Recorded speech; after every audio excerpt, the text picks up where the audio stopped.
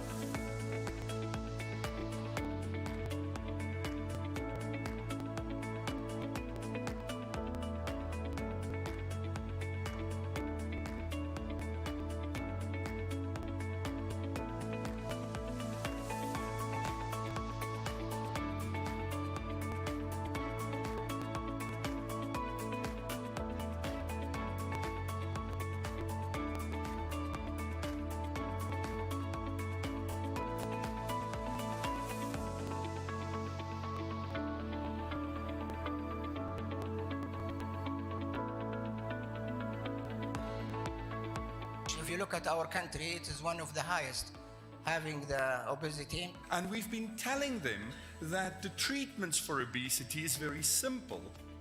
What is the reason that they associate with the obesity and hypertension? After 3 weeks of stable weight loss maintenance, A little change in our body, 5%, can produce significant reduction.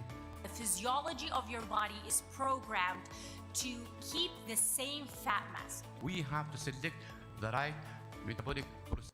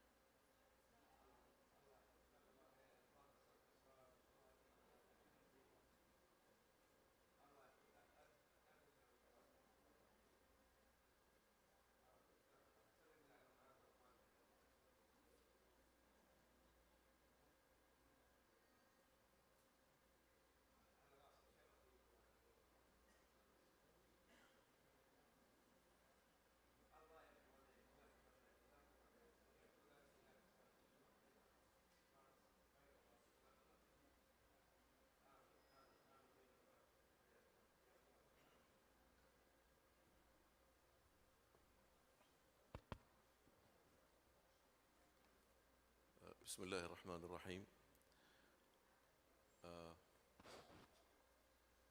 We will start, inshallah ta'ala, our next session. My name is Dr. Safwan Za'atari, endocrinologist. I'm honored to chair this session with my dear colleague, Dr. Muhammad Basheikh. I think he will be joining me soon.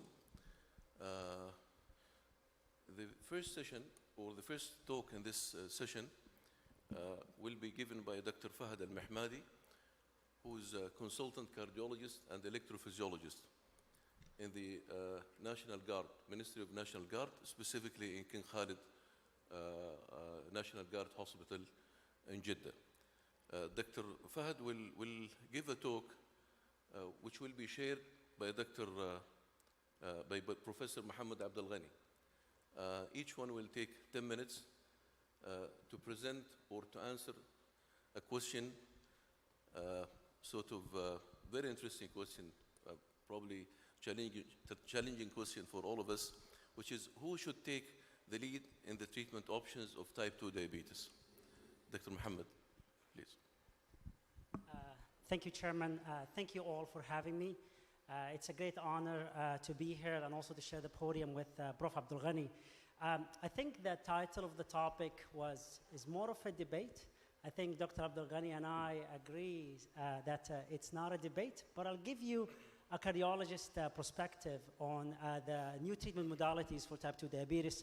I'll take about 10 minutes of your time. So I have nothing to disclose. So my objective, I just want to review the recent studies that with the new anti-diabetic medication that showed significant cardiovascular benefit. And then I will discuss briefly the only statement that I could find from the American College of Cardiology about directed to cardiologists how to use the new therapy. And then I want to show how good cardiologists are in implementing these statements. And I apologize in advance from all my fellow cardiologists. And then I'll discuss the knowledge gap and how can we close it. So the new, I think until recently, we really have limited options when it comes to reducing cardiovascular burden in high-risk patients who are the diabetic patients. But recently, there has been some breakthroughs in three main categories of medications. The first is the SGLT2 inhibitors, and then we have the glucagon-like peptides, and also there is some data about the thiazolidinediones, which was interesting to me. So when we talk about the SGLT2 inhibitors, I just want to review the recent randomized controlled trials that showed their benefit. So those, like most of these randomized controlled trials, share a consistent theme.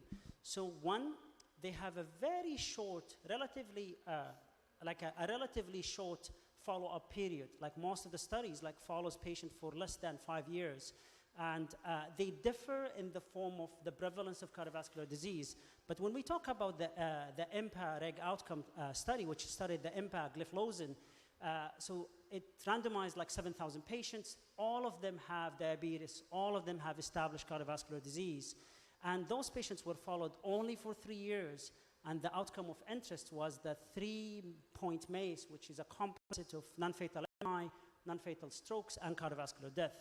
And when they looked at the primary outcome, there has been significant reduction in the primary outcome with the use of empagliflozin, and also reduction in cardiovascular death, all-cause mortality, and also reduction in heart failure hospitalization.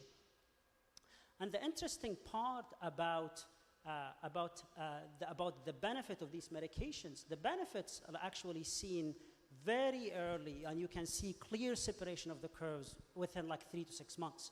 So the benefit, so the earlier you treat the patient, the more benefit you will gain on the long run. And if we talk about the CANVAS and the CANVAS-R studies, which studied the canagliflozin, it's again more or less similar design, but it included some patients who have established cardiovascular disease and other patients who are at high risk. And again, they use the same, the 3 MACE primary as a primary endpoint. And with the use of the canagliflozin, there has been significant reduction in the 3-point MACE, and again, significant reduction in heart failure hospitalization. the study did not show any significant reduction in outcome when they tested each specific component of the secondary outcomes, and I think part of it related to the design of the study. But again, consistent theme, the earlier you treat the patient, the earlier you will get the benefit with using the medications. And the last study that I want to talk about is the DECLARE TEMI 58, which studied dapagliflozin. Again, like all of the patients have diabetes, and the mean follow-up was relatively short, less than 5 years. Some of the patients have established disease, and others were only at high risk. But in this study, their primary outcome was a combined cardiovascular death and heart failure hospitalization, and it was significantly lowered with the use of the medication. And again, the consistent finding again is the heart failure hospitalization. So, and when they looked into this, the dapagliflozin study, it appears that patients who already have established clinical heart failure, which constitute about 10% of the total population in the study, those patients derived the most benefit. So that was like a reason to go over and study heart failure population per se. But also, like if you look into the meta-analysis of all of these studies, so for patients who have established cardiovascular disease, those medications definitely reduce the composite outcome of myocardial infarction, stroke, and cardiovascular death, and also heart failure hospitalization. But still, for patients who did not develop cardiovascular disease, you can see like the estimate actually includes the unity. So it's not, I don't think it's as robust yet compared to people with cardiovascular disease.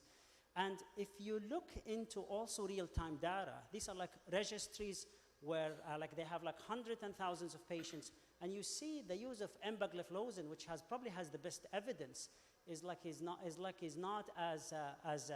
as common as you expect, where other drugs are being more used. But like in these registries, again, the follow-up is very short, and the impact is very significant, which is close to 50% reduction in all-cause mortality, which is a very hard outcome, and heart failure hospitalization.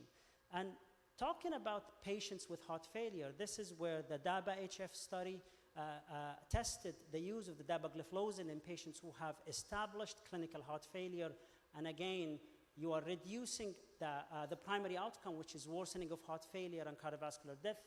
First heart failure hospitalization, subsequent heart failure hospitalization. So the effect of this medication is very robust. So then talking about the GLP receptor antagonist, I think the evidence is mostly from these trials, and I think the best evidence that I could see from my reading is for liraglutide, because liraglutide significantly reduced the 3-point MACE, which is the same outcome, reduced the cardiovascular death, and also reduce all-cause mortality. Again, with exenatide, the weekly injection decreased the all-cause mortality, but these medications have no impact on heart failure outcome. With regard to thiazolidine-dione, I think it's mostly this paper from 2016, which the use of bioglitazone decreased the risk of stroke and MI recurrence in patients who already had a stroke or a TIA, with no significant impact in the heart failure admissions, which is, I think, the main taboo with using the thiazolidine-diones in cardiovascular patients. So when we look at the guidelines, I did not look deep, but like when it comes to the American College of Cardiology guidelines, this is the primary prevention guidelines, and the recommendation of using the SGLT2 inhibitor, the GLP-1 receptor antagonist, it only has been as a class B. So this is for patients who did not have established cardiovascular disease. But there is an expert consensus, I think it's directed to our cardiologists, to guide the physician how to use the new medications. And I think this is mostly for patients who have established cardiovascular disease. And they advise the physicians here to discuss with the patient the use of the new medications.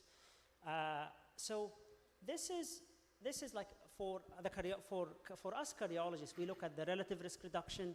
These are the relative risk reduction of the medication that we always use: aspirin, beta blocker, lipid-lowering therapy, ACE inhibitors after a myocardial infarct, or also in heart failure. And if we look at the relative risk reduction, we're talking about 15 to 35%. So what about the new medications? With all of those medications, if we look at the relative risk reduction of these medications, we're more or less having the same numbers, so why we don't use them? So why these medications are actual breakthrough? As I mentioned before, we have no options, and like all of these studies showed really hard outcome. It's actual head count, it's mortality. And the benefit was still seen in patients on optimal medical therapy. Most of those patients, I think 70 or 80% were on good medical therapy, and the effect on heart failure hospitalization was regardless to the diabetes status, as we saw in the DABA-HF, and the beneficial effect of the SGLT2 inhibitor is regardless to the dose. So it's not a dose dependent. And I think for us cardiologists, we worry about hypoglycemia. The risk of hypoglycemia is more or less similar to placebo. So they are relatively safe medications to use. So how did cardiologists do? So this is an actual, this is like a study like was done in Boston, where they actually looked into the prescription rate of the SGLT2 inhibitor following the publication. And guess what the cardiologists do? So the cardiologists like it in purple. So like the prescription rate for these medication was close to 4%. I have to say endocrinologists did close to 40%, but cardiologists did not do a good job.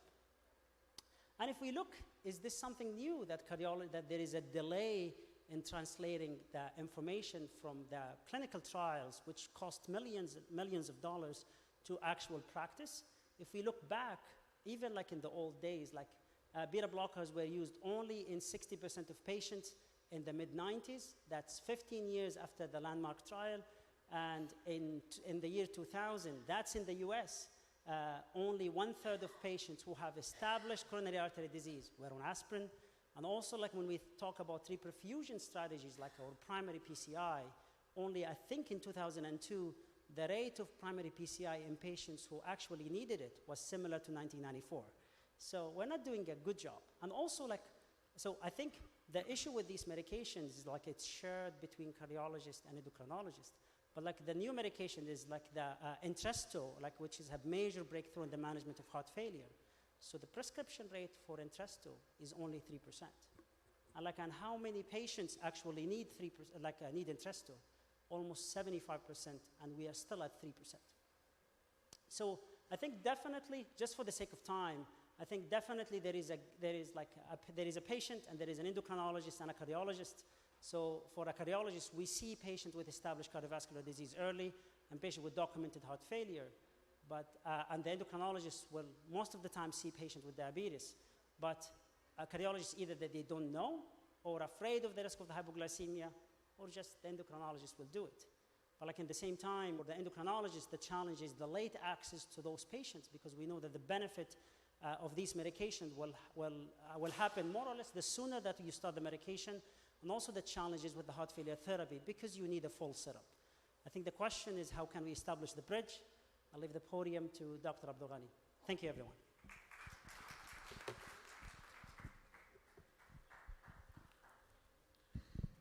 Thank you. Dr. Mohammed Abdulghani, I think he's well known to all of you. He's the Professor of Medicine, Division of Diabetes, University of Texas, and University of Texas Health Science Center in San Antonio, Texas, USA. Please welcome Dr. Thank you. Mohammed. And I actually think that the cardiologists are doing much better job for this than diabetologists, and because they are the ones who pushed us, the endocrinology or the diabetologists, in order to change our guidelines and to start using this drug. So I don't think that cardiologists are interested in managing people with type 2 diabetes, but for the sake of time, I will move on. I rephrased the question is, and that's why I think the organizer meant is who should take the lead over the use of the cardioprotective diabetes drugs. And that's what we will be discussing.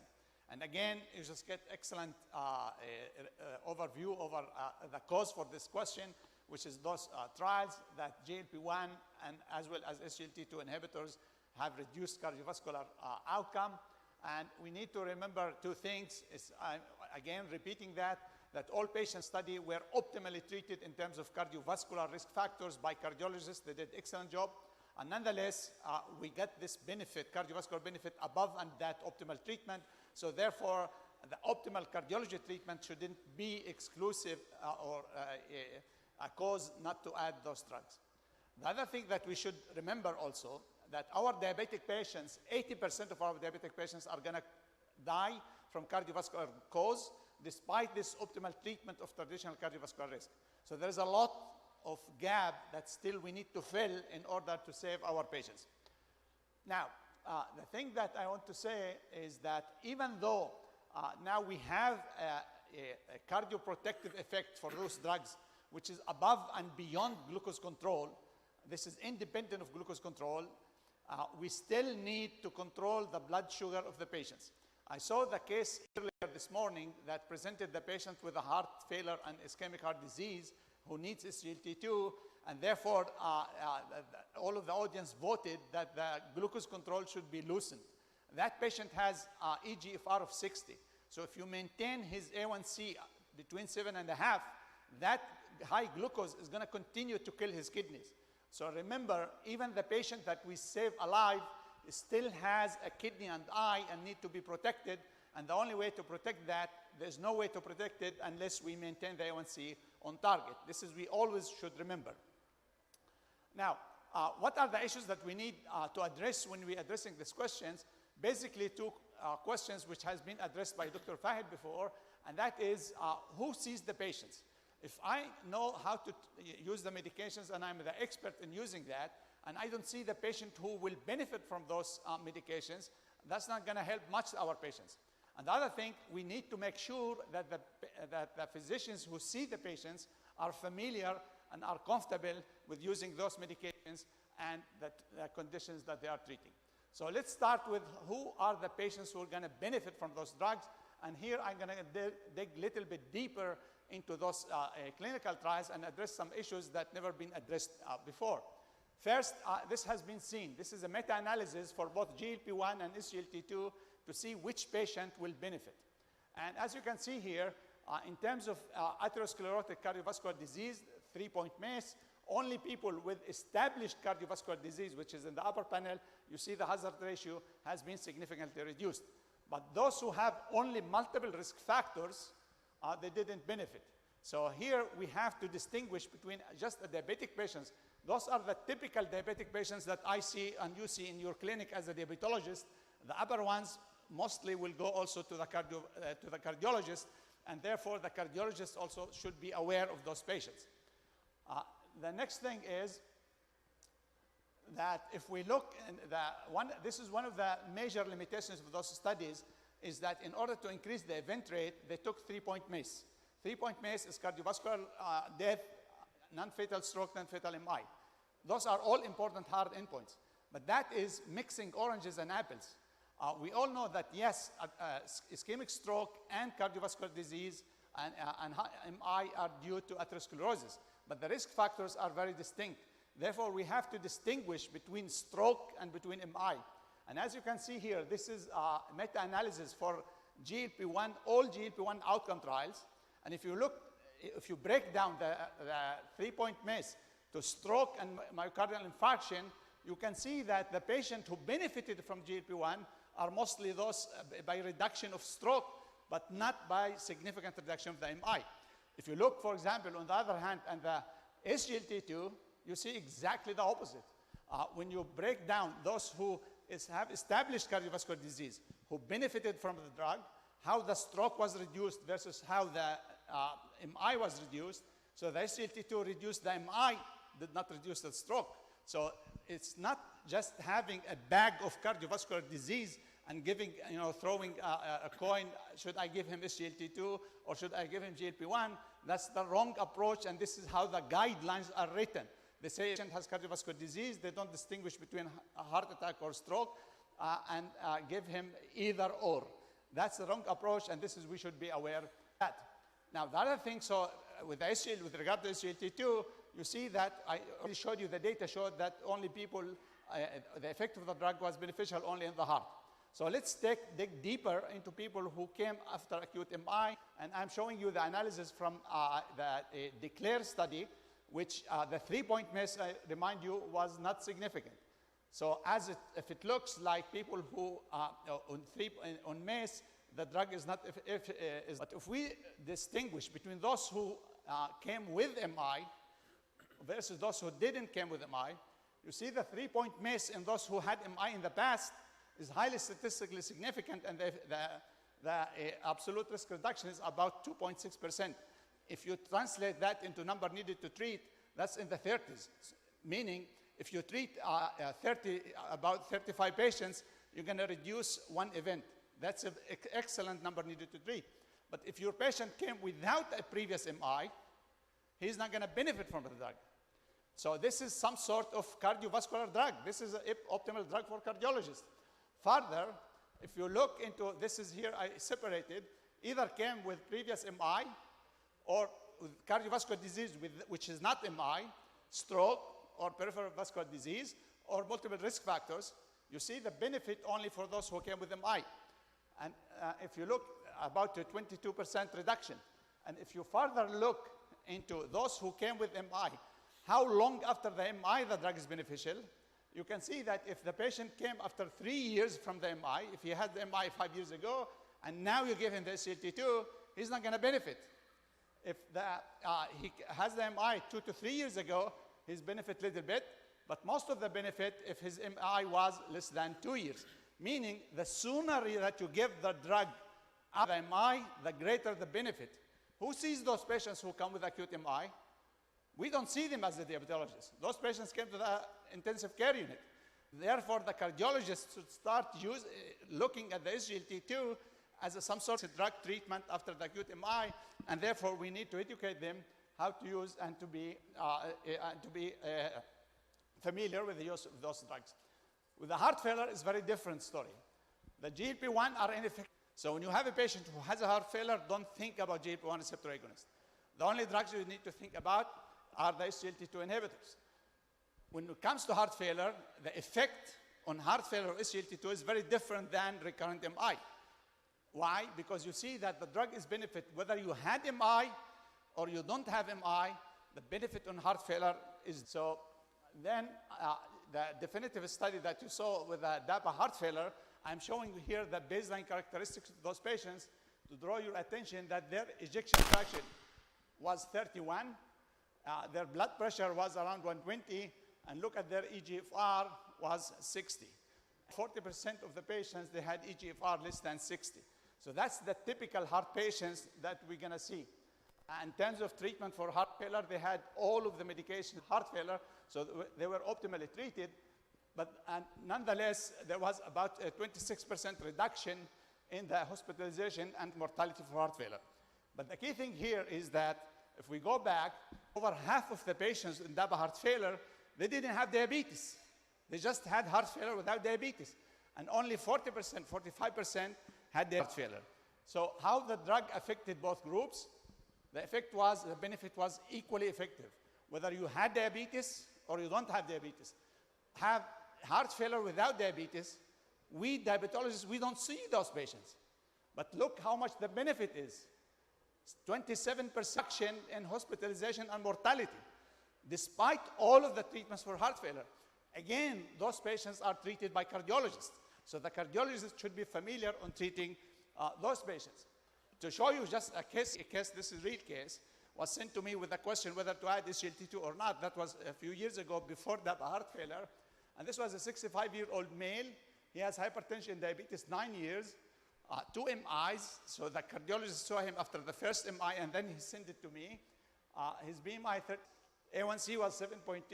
His creatinine was GFR 61, and the ejection fraction was 38. So he was taking metformin, insulin, Novomix, 30, 70, 45 units twice a day, calcium blocker, aspirin, Lipitor, Ramipril, Carvedilol, furosemide. So the cardiologist sent him to me asking whether should we add SGLT2 to this patient or not. How many of you think his SGLT2 should not be added? Good, no one. So everybody agrees that we need to add SGLT2. Now, cardiologists, why the cardiologist didn't subscribe the SGLT2 for him? Because he was afraid of the hypoglycemia. Even the drug doesn't cause hypoglycemia, but when you add it at the background of insulin or sulfonylurea, you will run into hypoglycemia. And in the DAPA heart failure study, half of the patients were either on sulfonylurea or in insulin. So this is a typical patient. Again, the eGFR is 61. That was the mean EGFR close to the mean in DAPA heart failure. That's a typical patient for heart failure. And we all know that when we add, there is a little bit of drop in the GFR. That's another thing that should be aware of. The third point that we need to pay attention to, his blood pressure is 122. We're going to add SGLT2, that's going to drop his blood pressure. Would the patient tolerate that or not? I don't know. So those are the issues. Risk of hypoglycemia, we need to pay attention to the blood pressure, and we need to pay attention to the worsening of heart failure. So to solve these issues, the first thing which I thought, if we could take this patient off insulin, because that's one of the source of the problem. Tolerance test, and that's his C-peptide was at the fasting and after 2 hours after meal, and as you can see, he's full of insulin. So you don't need to add exogenous insulin to that. To make long story short, the insulin blocker I discontinued, of course, gradually, and I added empagliflozin with liraglutide, and after 6 months, look at that. The patient lost 9 kilos. Most of that weight loss is because I discontinued the insulin. In addition, I added weight lowering drug.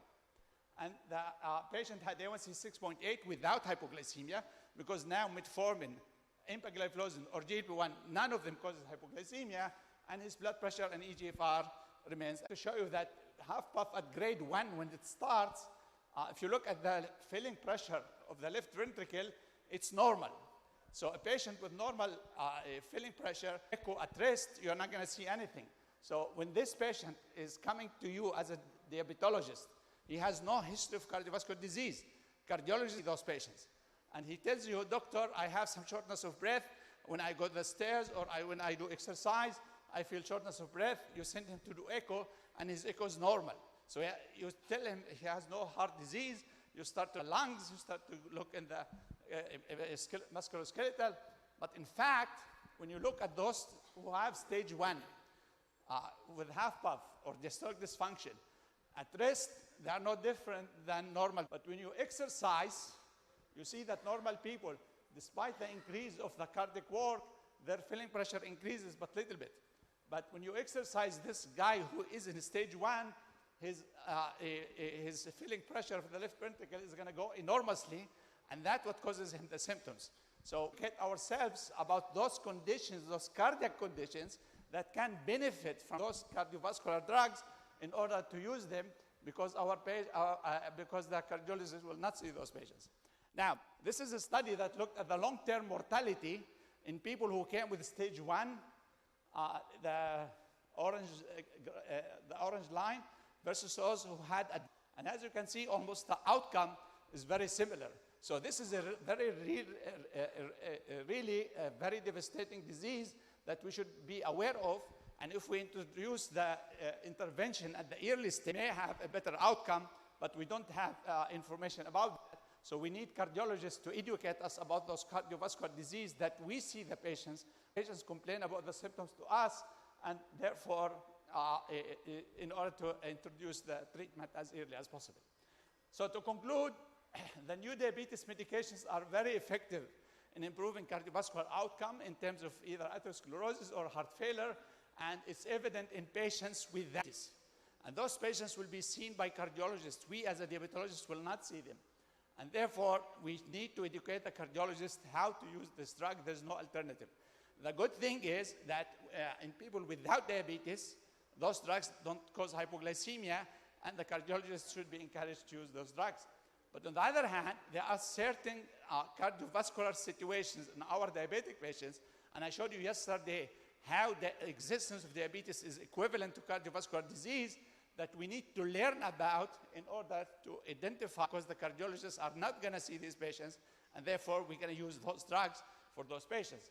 And therefore, the solution that we came up in the United States, now we're establishing a cardiometabolic specialty, a cardiometabolic centers where we and the endocrinologist, we put them together, and then we teach the cardiologist endocrinology and metabolism, and we teach the diabetes fellow cardiology in order to be specialized in cardiometabolic, and those guys are going to fill that unmet need that brings the gap between cardiology and endocrinology.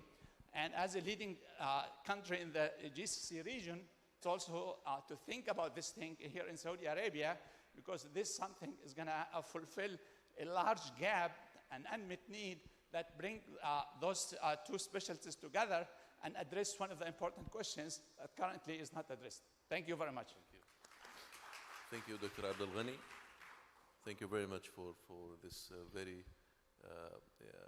beautiful presentation. I think your point worth thinking about and discussing is really in our sort of departments. The next talk, we are a little bit behind in time. The next talk will be given by Dr. Amani, if I may invite her to the podium. Dr. Amani is an associate professor of in the Department of Medicine, College of Medicine in King Abdulaziz University, and she will talk about the basal insulin analogs and fixed ratio combinations in the management of type 2 diabetes patients. Dr. Amani, please. Assalamu alaikum wa rahmatullahi wa barakatuh. So my talk today is insulin analog versus combination of insulin and GLP-1 agonists. I will start my talk by this case scenario. This patient, she's a 55 years old, female. She's obese, her body mass index is 30, and she's having diabetes for 8 years. Her hemoglobin A1C initially it was 9.4, and she was started in metformin and DPP-4 inhibitors with lifestyle modifications, and the goal was A1C less than 7. Her hemoglobin A1C was maintained at 8.3 and for several years. For the last 2 years, she presented with increment of her hemoglobin A1 to 9. So what we are going to do? She's on metformin, DPP-4 inhibitor, and lifestyle modifications. What options is better for this patient?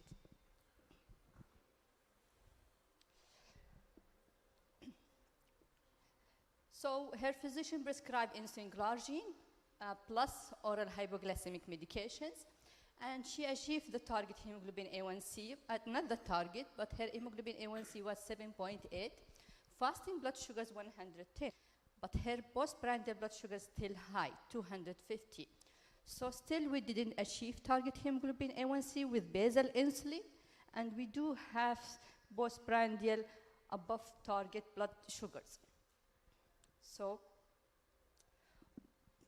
probably this patient, she was behind in the treatment. There is some inertia in her maximizing her treatment, and this was typically mentioned with Dr. DeFrenzo yesterday, and in this slide we know that patient with pre-diabetes, actually they lost about 50% of their beta cell function to 80%. Need to aggressive reduction or reach to the target of hemoglobin A1C because of the progressive natures of type 2 diabetes. This is the ADA guideline. The ADA guideline recommended continuous assessment of hemoglobin A1C like 3 to 6 months with adding medication to reach to the target A1C. And the target is individualized according to the patient characteristic and the medication characteristic. So if this medication will add benefit to achieving the target hemoglobin A1C and covering other risk factors like ischemic heart disease, heart failure, renal failure, glycemia, weight gain, and then we choose from different type of medications. But we can see here that basal insulin is an option in all categories of medication to be added on top of what is the patient on. So basal insulin is recommended if we didn't achieve target hemoglobin A1C. So about the guideline, ADA guideline, the best injectable insulin to be added if we didn't achieve the target hemoglobin A1C is GLP-1 agonist. So GLP-1 agonist will be good options in this patient because she's overweight, didn't achieve to the target hemoglobin A1C. If patient already on GLP-1 agonist or GLP-1 agonist cannot be used, and then use basal insulin to achieve the target. So we know from the guideline we start 10%, 10 units of basal insulin, and we do have different type of basal insulin, a new basal insulin with less hypoglycemia. We start either 10 unit or 5.2 international unit kg per weight per day. So in our patient, she reached to the target hemoglobin A1C, but still her hemoglobin A1C is above the target. So she will benefit from increasing her basal insulin, or we're gonna increase her risk factor of hypoglycemia and weight gain. So the recommendation from the ADA guideline, we can see hemoglobin A1C above the target, like in our patient, her hemoglobin A1C was 7.8, and we target less than 7 if we can achieve it without causing hypoglycemia, or if we reach to the total daily dose of basal insulin more than 0.5. So those patients, basically, we have to add another medications, and the recommendation from insulin to reach to the target postprandial blood sugars with basal insulin. So when to consider combination, of course, if we reach to the target fasting blood sugars on basal insulin in type 2 patient diabetes, and again, combination of liraglutide and insulin degludec, better than each one alone, as the combination reduction of the hemoglobin A1C 1.8 compared to each alone. Again, with lower risk of hypoglycemia and lower risk of weight gain. This is again another study showing glargine uptitration versus insulin degludec and liraglutide. And again, the same thing, significant A1C reduction with combination of GLP-1 agonist versus basal insulin alone. And body change, again, change in the body weight was significant with insulin degludec and liraglutide compared with insulin glargine.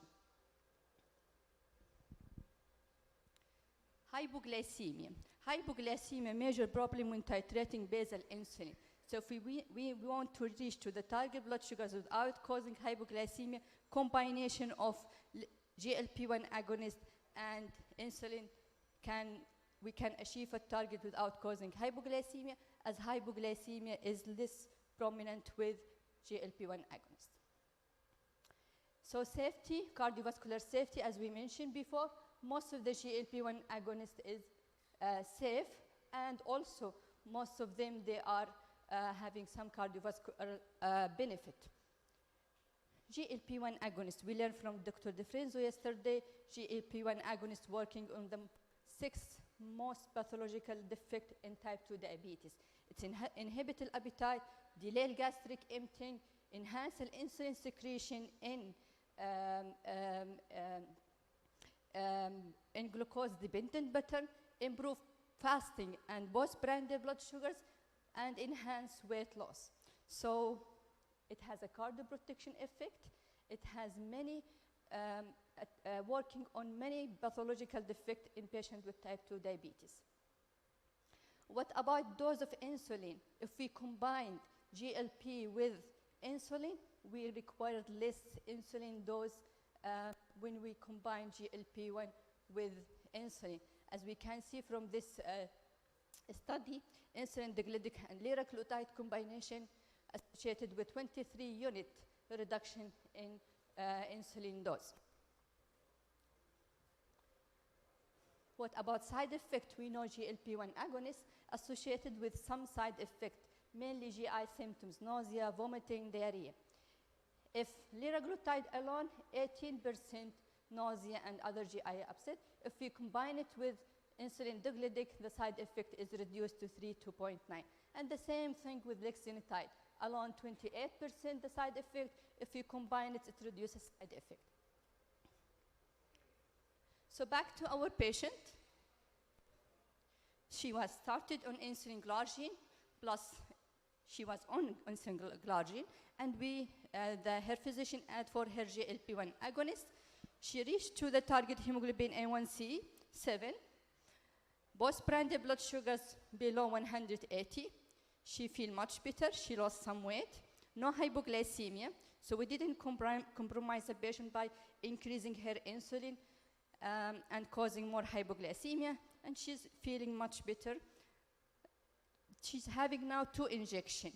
So she's asking for medication that can be combining basal insulin and GLP-1, and she's a good candidate for a pen that can contain GLP-1 and insulin to achieve to the target hemoglobin A1C.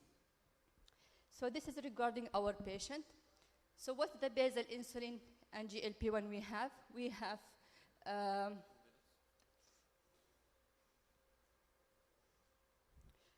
have insulin digladic and liraglutide, a combination.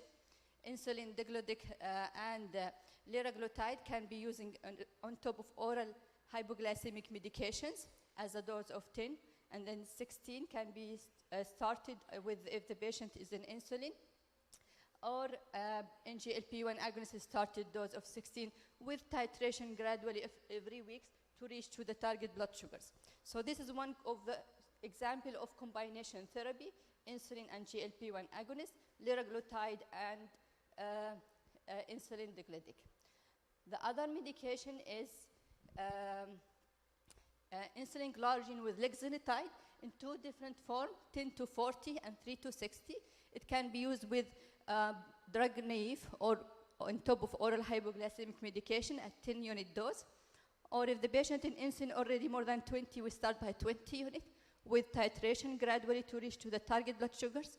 If the patient already in insulin more than 30, we start by the other pen with different dose, 30 to 60, with gradual titration to reach to the target blood sugar.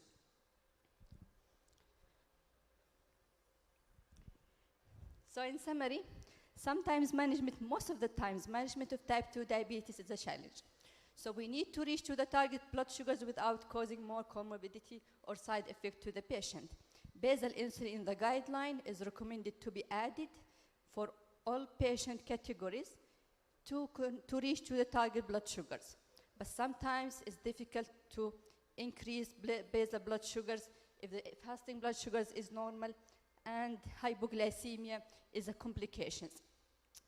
Intensification of the therapy is very important to reach to the target hemoglobin A1C. Follow-up of the patient frequently and adding medication that beneficial to the patient. As our colleague they mentioned, if the patient heart failure, we prefer SGLT2 inhibitor. If the patient is ischemic heart disease, GLP-1 agonist. Patient renal failure, SGLT2. So adding extra medication to achieve to the target. Basal insulin and intensification of the medications allow us to reach to the target, but sometimes we need less basal and we can add GLP-1 agonist. GLP-1 agonist, it can reduce more blood sugars in combination with insulin, less hypoglycemia, less weight gain, and it can be found in one bin and giving to the patient more convenient to the patient. Thank you. Thank you very much, Dr. Amani. There is a slight change in the schedule. The next talk will be given by Dr. Yusuf Al-Saleh, my dear colleague. Dr. Yusuf Al-Saleh, I think he's well known to most of you. He's an associate professor in King Saud bin Abdul Aziz College in Riyadh at the National Guard Hospital. He's a consultant endocrinologist, of course, and he's the head of the ACE Gulf chapter. Dr. Yusuf will give the talk which is titled Insight on Next Generation Basal Insulin. Assalamu alaikum. Good afternoon to all of you. Thank you, Abu Sultan, for the kind introduction. And speaking about the ACE Gulf chapter, I'll take the permission of the President of Saudi Diabetes and President of the Scientific Committee to invite you all to the next American Association of Clinical Endocrinologists Gulf Chapter Annual Conference. So this year is going to be in Riyadh from the 5th to the 7th of November. And all of you are most welcome to attend with us. So my topic is to talk about use of ultra-long-acting basal insulins. I'm replacing Dr. Ali Zahrani in delivering this talk. He got sick just yesterday, and he asked me to present on his behalf. As you know, type 2 diabetes is one of the most challenging health burdens in the 21st century, and the complications are well known to all health care practitioners. We know the consequences on various organs, the heart, the kidneys, the peripheral nerves, cardiovascular disease, and strokes, and so on. Now, in many of the studies have demonstrated that A1C control is not optimal. And this applies to patients with type 1 diabetes, where 21.8% in this large-scale study showed that they achieved an A1C less than 7%.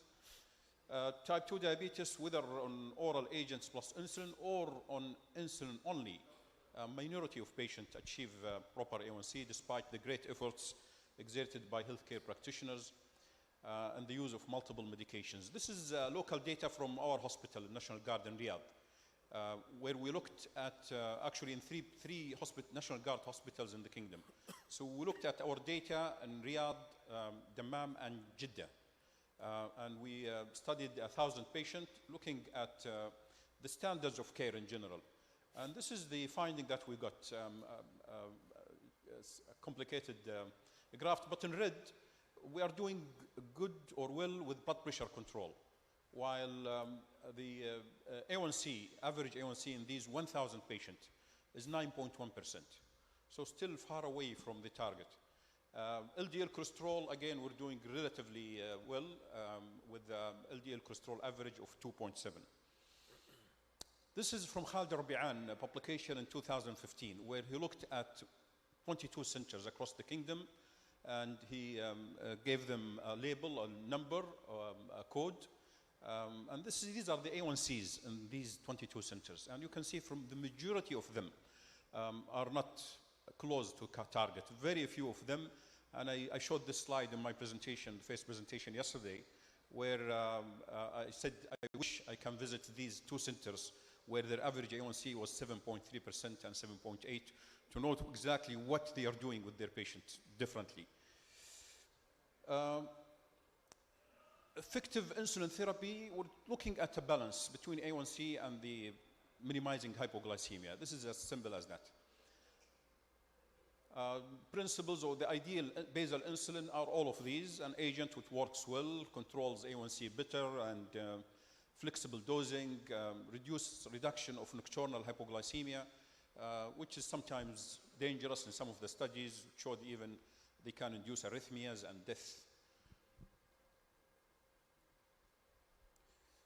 So let's look at this agent, which I've been asked to introduce some data about, glargine 300.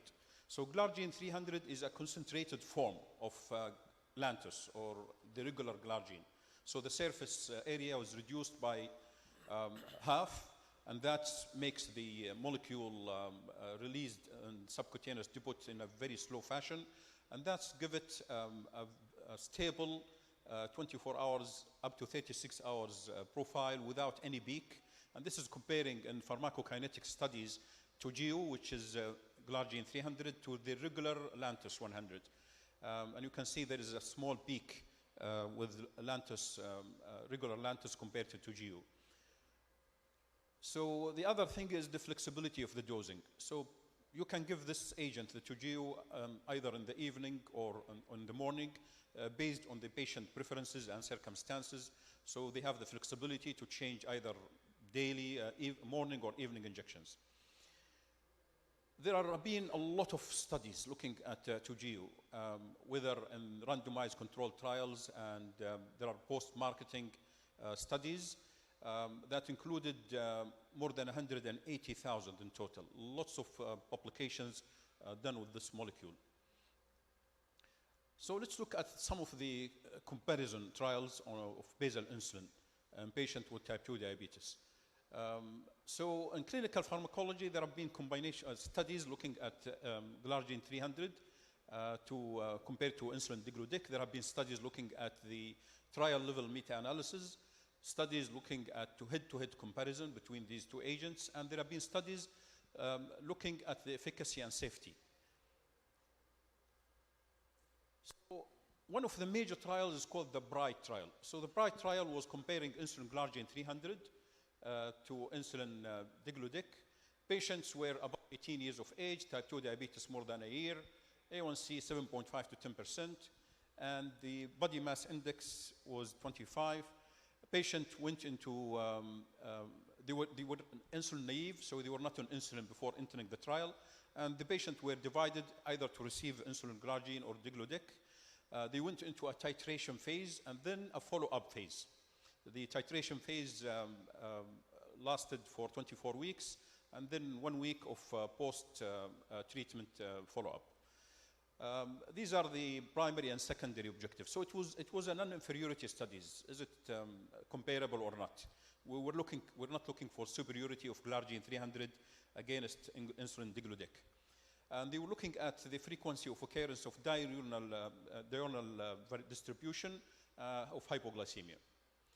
So what was the baseline characteristics? They were compared regarding the age, the A1C levels, the eGFR, fasting glucose, and the hemoglobin A1C average was comparable between the two groups. Patient had various combination of oral agents, so there was no restriction on the difference in the number of patients who were on DPP-4, SGLT2 inhibitor, GLP-1 receptor agonist, and these are the various percentages, no significant difference between the two groups.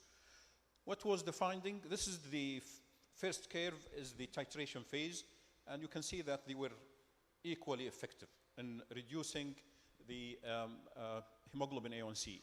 So the reduction was comparable, and then they went into the maintenance period where the curves were also comparable. So there was no difference between the potency of these two medications. What was the difference is in hypoglycemia. So in the titration period, 43% less hypoglycemia with insulin glargine 300 compared to insulin degludec, and significant p-value, while the difference was not significant at the maintenance and the full study period. So during the titration phase, where the hemoglobin A1C dropped significantly, there was less hypoglycemia with glargine 300 compared to, in green, compared to degludec in the blue color. What about nocturnal hypoglycemia, which, as I said, sometimes is dangerous and risky, and people will get scared a lot from hypoglycemia during the night when the patient is sleeping. And this is again the same finding, 35% reduction in nocturnal hypoglycemia in the titration phase, comparing glargine 300 to insulin degludec, and the difference was not significant in the maintenance period and the full study period. So the titration phase is very important, as I mentioned, because this is the time when there was significant reduction in the blood sugar and plasma glucose values. Achieving target without hypoglycemia, so more patients on glargine 300 had their A1C controlled without hypoglycemia. 24% was the difference between Toujeo and insulin degludec. That's not me. What about high-risk population? Two populations that studies looked at: patients who had renal impairment, reduction in GFR, and patients who are elderly above 70 years of age. This is a subgroup analysis, post-hoc analysis of patients in the BRIGHT study. So elderly patient with GFR, we get scared from them because the prevalence is high, 38%, and 20% of people with type 2 have moderately to severely reduced kidney function, stage 3 or A or 4, and it's an independent risk factor for hypoglycemia. So more reduction in GFR, more hypoglycemia, and it's a cardiovascular risk factor once you have proteinuria and reduction in GFR. So given the increased risk of management of people with type 2 diabetes and CKD, establishing safety and efficacy of the medication is very important. So this is what they found in the post-hoc analysis in patient in the BRIGHT trial, the effect on a patient with the reduction in GFR. So this was the trial, as we mentioned, comparing the two medications, and these are the different levels of GFR. Patient with GFR above 90, 60 to 90, below 60 in both arms of the trial. So this is the finding, GFR 60 to less than 90. The reduction was not significant at that level. But once you go to patients with a GFR below 60, then you see the difference between glargine 300 and degludec with better reduction in A1C with insulin glargine. The A1C was 6.9 compared to 7.3 with the insulin degludec. Serum blood glucose, the reduction was significant in patients who are getting a GFR below 60. This is looking at hypoglycemia with glargine 300 or compared to over 24 weeks. According to renal function, there was no difference in hypoglycemia rate between the two medications. So in people in type 2 diabetes and impaired renal function, there was greater hypoglycemia reduction, A1C reduction, but the hypoglycemia was not different between the two medications. And this is, could be explained because of the differences in protein binding between diglodic and insulin glargine 300. What about elderly people?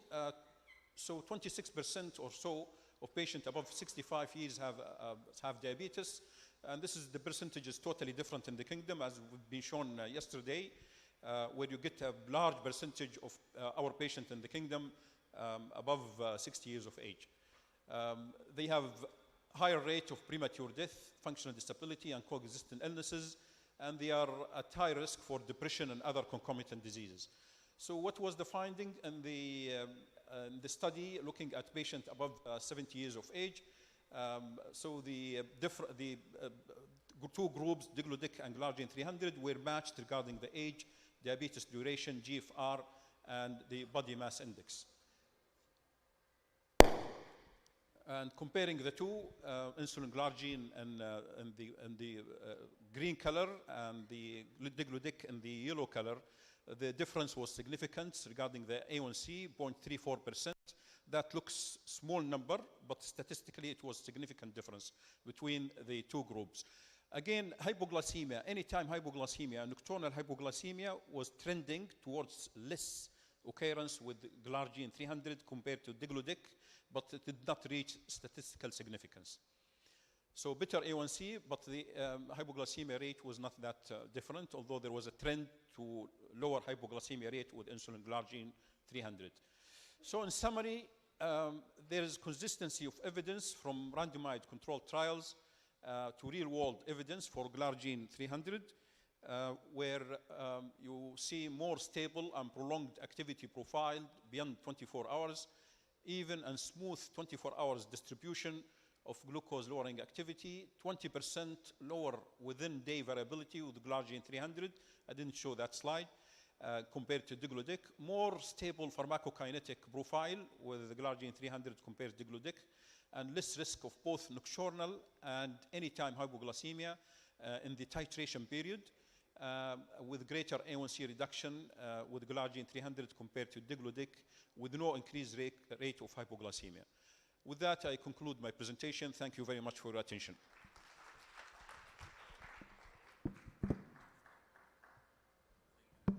Don't make same noises, Yasser, please. Okay. Great.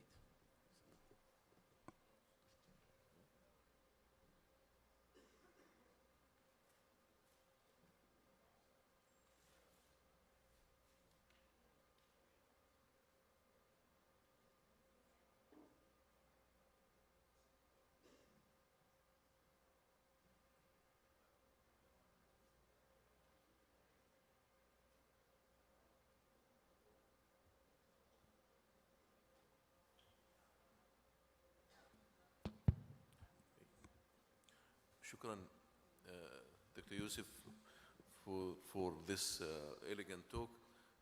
The final talk in this meeting will be given by my dear colleague, Dr. Saud Sifri. I'm sure he's well known to all of you. He's the assistant professor in Taif University, assistant professor in medicine, and he's a consultant endocrinologist. And also he's the director of the Saudi Board Training Program in Al-Hada Armed Forces Hospital. And also he's the chairman of endocrinology department in Al-Hada Armed Forces Hospital. Dr. Saud will give a talk titled Innovative Intensification Options for DM, Diabetes Mellitus Management. تفضل Dr. Saud. Assalamu alaikum wa rahmatullah. Thank you very much, Dr. Safwan, and always we learn from you. Again, as a continuation of what we have heard from Dr. Amani and then followed by Dr. Yusuf, now we are talking about innovations within within the, I would say, injectables therapy of type 2 diabetes. So here we would talk about, we reach a stage where basal insulin is not enough. So the stage where Dr. Yusuf was talking about is a patient who's failing oral, then you've got an innovations, which is the Glargine 300, and then, so in cases where the basal insulin is not enough, then what next should we expect? And this is what I would be talking about.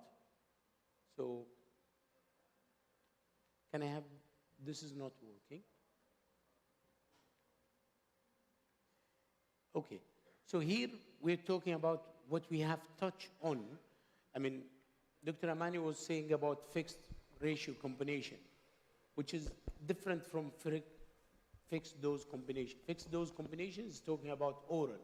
So you combine two agents. Here, fixed ratio combinations, we're talking about two injectables where you would combine them in one vial and in one injection. Now, let me tell you now, we would expect maybe in the coming 10 years, we are not going to see major, I would say, change in diabetes management, apart from innovations. And all innovations is to make life of those individuals with type 2 diabetes much easier, where they can do their other without affecting their daily life activities. So one of them is really, this is what we talk about, fixed ratio combination. And in here, we're talking about combination of two, which is a basal insulin, insulin glargine, along with lixisenatide, which is a brandial GLP-1, where it works on postprandial, more of this. So let's see what is the idea behind it. Once you would combine those, brandial GLP-1, which is lixisenatide, along with the glargine U100, that would be the product which is called Soliqua. So with the Soliqua, it's basically those two components. So once with the basal insulin, you would expect that you're going to decrease the hepatic glucose output, as well as you're going to improve the peripheral insulin sensitization. This is part of it. Now, the other part, which is the GLP-1 receptor agonist, it works, as we said, that it releases insulin in glucose-dependent manner. So whenever you would need insulin, the beta cell will respond to that. Number two, it works again on inhibition of the appetite. So the appetite would be decreased, and with this you would expect some weight reduction. And the third thing is really working on the alpha cells by reducing the glucagon.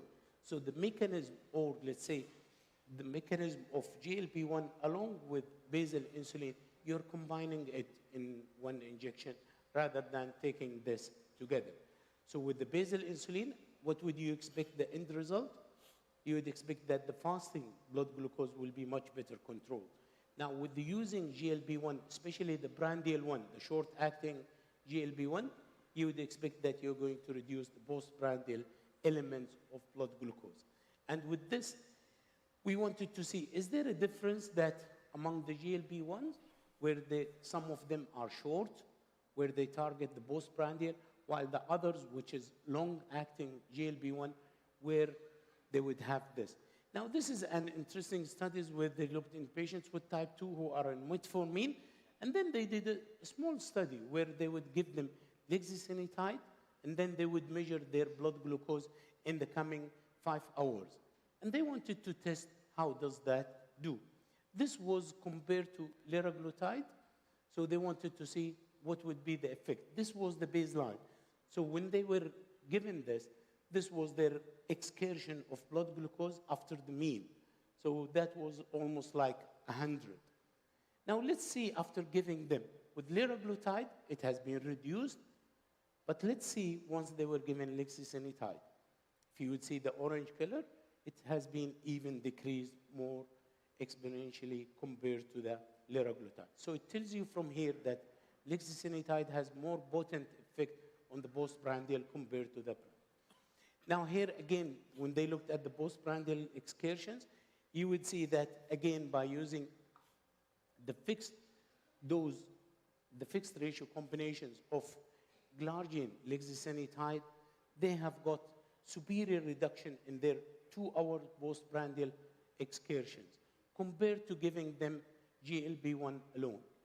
So from here, you would say that by giving the fixed ratio combination, you're going to get a potent postprandial excursion reduction.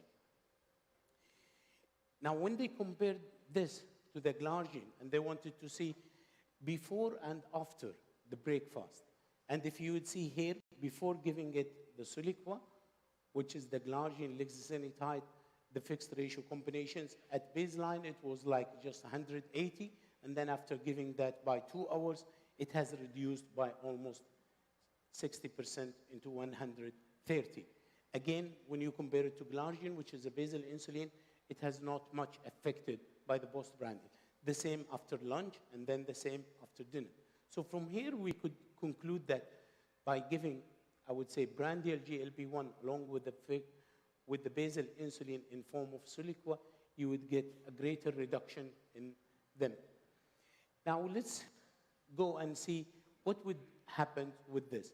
Now this is an interesting studies where they wanted to compare those who are going to receive the fixed ratio combinations who were initially type 2, they were on basal insulin, and then they failed. Now you've got for intensifications, you've got how many options? 1 option, 2 options, 3 options, you can name it. But mostly, you're going to use one of them.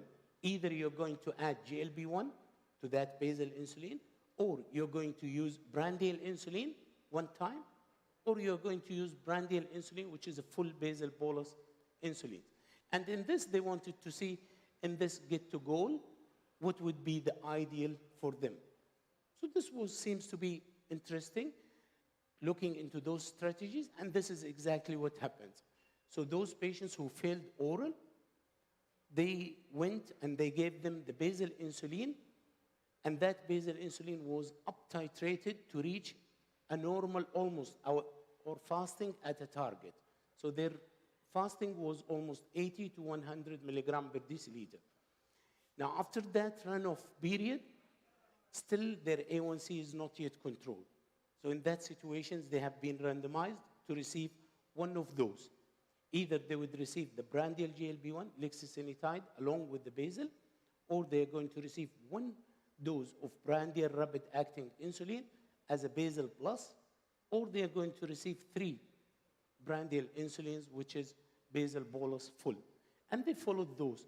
And those numbered, there were 300 patients, almost in each arm, and they followed them for 26 weeks, and they wanted to see what would happen with them. Now, if you'd see at the start, 8.5, that was their baseline A1C, and that was before the intensification of the basal insulin. Now, after intensifications, which is almost like 12 weeks run-off periods, they started an average of A1C of almost 7.7. Now, let's look at those 3 of them. From here, you would see at end of 26 weeks, either if you are going to intensify with the prandial GLP-1 over basal, or 1 dose of rapid-acting insulin, or the 3. 3 of them, they have got almost non-inferiority. So they were equally effective in reducing the glycemia. So that was something really very good to establish that you could intensify with each one. Now let's look at the other components of the control. So the control is not only blood glucose, but it is other items in which here we talk about weight gain. So if you look at the weight, those who had received either basal plus or basal bolus, they have gained almost an average of 1 to 1.5 kg. While those who were on GLP-1 along with basal insulin, they have lost almost half kg. The difference between both of them, it was 2 kg, which was significant at the end of this. Now let's see other things when they looked into the other parameters. They looked into hypoglycemia, and here symptomatic hypoglycemia. So I don't want to control my patients at the risk of hypoglycemia. Now for those who received lixisenatide along with the basal insulin, they have got relatively very low risk of hypoglycemia compared to those who received 1 or 3 units or 3 times prandial insulin. So with here, we would say or conclude from this GET goal study that patients who had been on oral and basal insulin, and despite this, they are not yet controlled, intensifying them by either one, either adding a prandial GLP-1, which is lixisenatide in the form of Soliqua, or giving them basal plus, which is 1 unit of rapid-acting insulin, or giving them 3 injections of rapid-acting insulin, full basal bolus. 3 of them, they were equally in terms of glycemia control, but in terms of weight reduction and in terms of hypoglycemia, using lixisenatide in form of Soliqua was superior in that item. Now, again, this is another study, and this is an interesting where they wanted to study those who are going to use insulin degludec along with aspart, which is basal bolus. And in that, they looked into patients who are not yet controlled, and they had been already on basal insulin, and they were on other oral agents. Here, they have tried them and randomized them into 2. Either they are going to continue with insulin degludec and aspart, and plus their oral, what they were on, or they are going to receive iglargine, lixisenatide, which is Soliqua, along with their oral antiglycemic agents. And with this, they have looked into them into almost 30 weeks, and they wanted to find what would be the results at the end. Those 2 studies, they came up, this was their average age, so they were comparable in terms of their age as well as other diabetes durations. We are talking about 12 years, BMI, they were overweight or obese, and here their fasting and their A1C, which was an average of 8.1 to 8.3. And all of them, it was comparable apart from being a female. Now, in this one, if you would see the A1C reduction of using iglarge lexi, which is Soliqua, was superior reduction compared to using basal bolus, which is degludec and aspart. And again, if you would look into those patients who had achieved their glycemic control, you would see with the Soliqua arm, they were 60% almost compared to 40% whom they were on basal bolus, degludec and aspart. Now again, when they looked at the weight, definitely those who had received Soliqua, they have got a weight reduction of almost 800 grams compared to this. The difference between both of them, they were significant. If you would look at hypoglycemia, again, by using the red, which is Soliqua compared to those with insulin degludec aspart, it was less compared to the other one. Now, to summarize what we have said, again, Soliqua has got demonstrated benefits, and of them, it reduced the A1C in a terms where it has got superior compared to insulin degludec and aspart. And again, more patients, they have achieved 60% compared to 40%, more of glycemic control without having the risk of hypoglycemia or weight gain. Again, it seems to be more efficient compared to basal bolus degludec aspart in terms of their A1C reduction and their postprandial excursion. Now, how does it come? It's very simple. It comes in 1 pen, and in that pen you've got lixisenatide along with basal insulin glargine. It comes in 2 forms, whether it is 30 or it is 60. Always we would use this as titration. The titration is every week, as if we are titrating the basal insulin glargine. So just forget about the lixisenatide, which is with it. You've got 2 options in that. So if you've got that patient, always we look for a fixed ratio combination. So whenever you're going to use, for example, 30 units of basal insulin, it is almost 10 units of microgram of lixisenatide. The maximum dose per day we can use lixisenatide is 20 mic per day. And with that, you could say that every 3 units of basal insulin is equivalent to 1 microunits of lexacenitide. So with this, you could go. So always we titrate according to the basal insulin rather than anything else.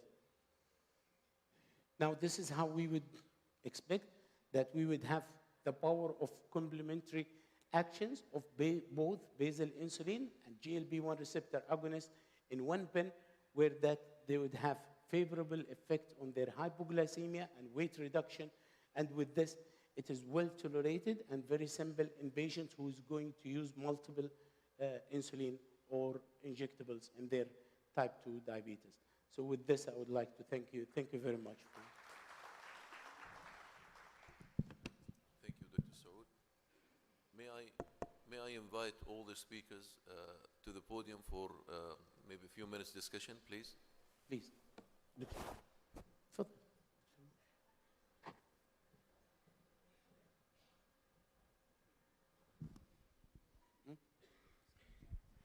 Before the discussion, I just have إعلان صغير. لا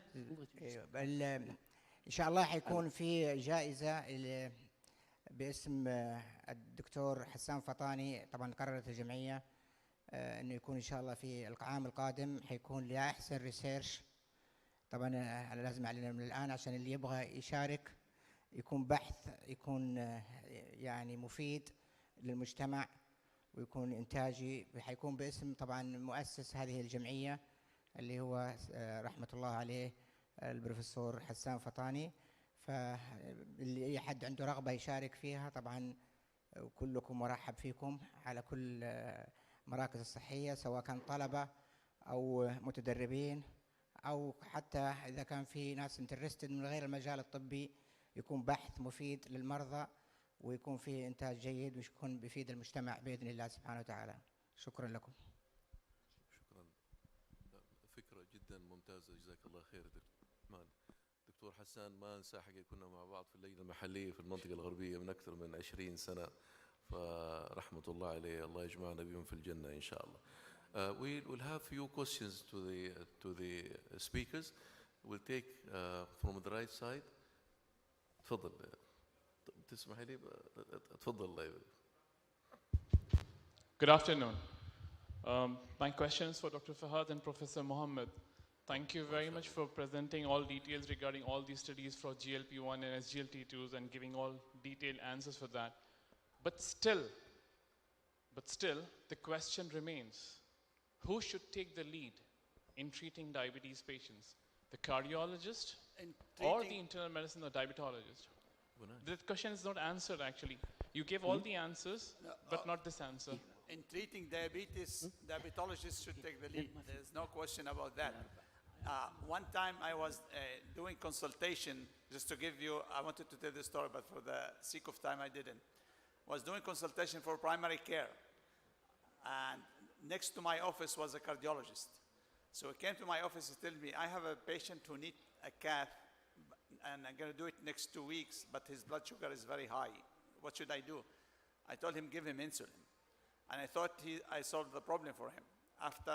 And then I went out to the office. When I came back, there was a very thick folder in my office. And I looked at the patient name, I couldn't recognize.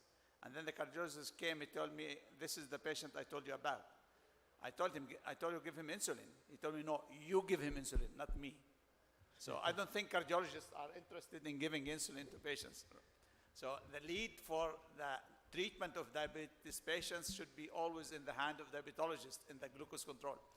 But what we are witnessing now is really a revolution in the treatment of people with diabetes, because we have for the first time an intervention which is independent of glucose control, is lowering the cardiovascular outcome. And that is the killer of our patients.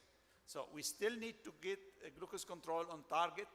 That is still in the hand and responsibility of the diabetologist or the primary care who is taking care of diabetes. But in addition to that, we should now, those who have cardiovascular risk, those need to be given those additional interventions. And by the way, now the FDA for both GLP-1 and SGLT2 is given a second indication, which is independent of glucose control, to reduce cardiovascular risk, which is very different than achieving glucose control. That, our solution for that is the cardiometabolic specialty. We don't need cardiologists to be involved in that. If we are aware to all of the cardiovascular situation around those patients, and that's where we need to improve the education of diabetologists about cardiovascular disease. And vice versa. Can I add to Dr. Give the Mohammed? chance to other female side. Dr. Safwan, can I add something, please? Female side. Yes, please. Dr. Safwan. Yes, please. Cardiologists are very rich people, so I don't think they are interested to see patients with diabetes a lot.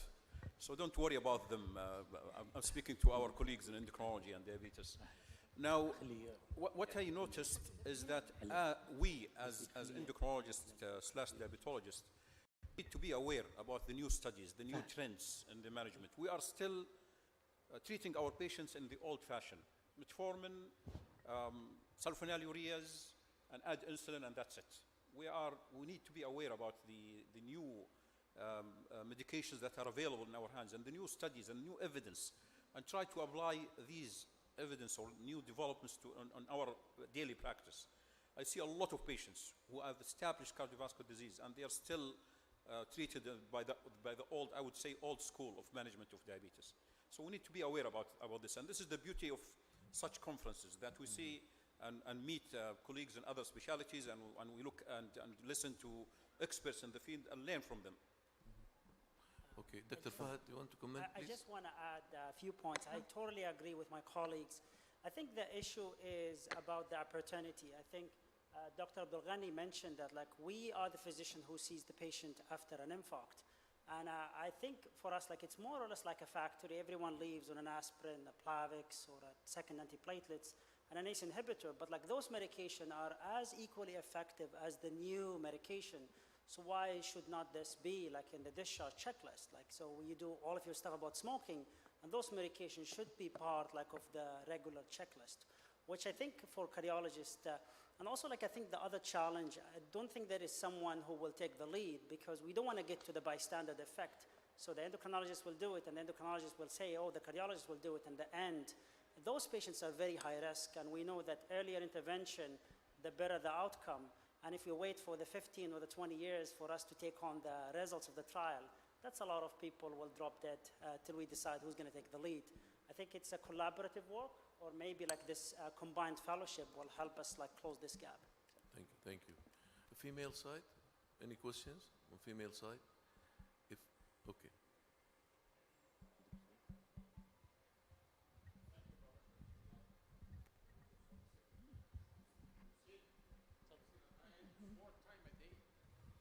Take the microphone. Should be treated 4 times a day QD. Which one? Lexinitide. No, lexinitide is once a day. Once a day. That is Aspart. Once a day. Yes. Aspart is the rapid-acting insulin, which is given 4 times or 3 times a day. It's nice now, the new treatment. What is your last advice for the new treatment of diabetes? Sorry? Lexinitide, you said now the new treatment. The old area, so the new Lexinitide, area. it's not available per se, but it is usually, it comes as a fixed ratio combinations with basal insulin glargine U100. So it comes in one pen, which is Soliqua. Now, which is the best? There is nothing the best. But there are patients who are matching with that portfolio. So you've got now all options.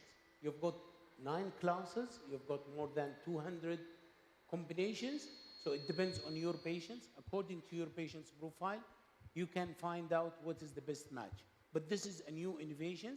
It can help patients, instead of injecting themselves 2 or 3 times a day, they can have only one single injection.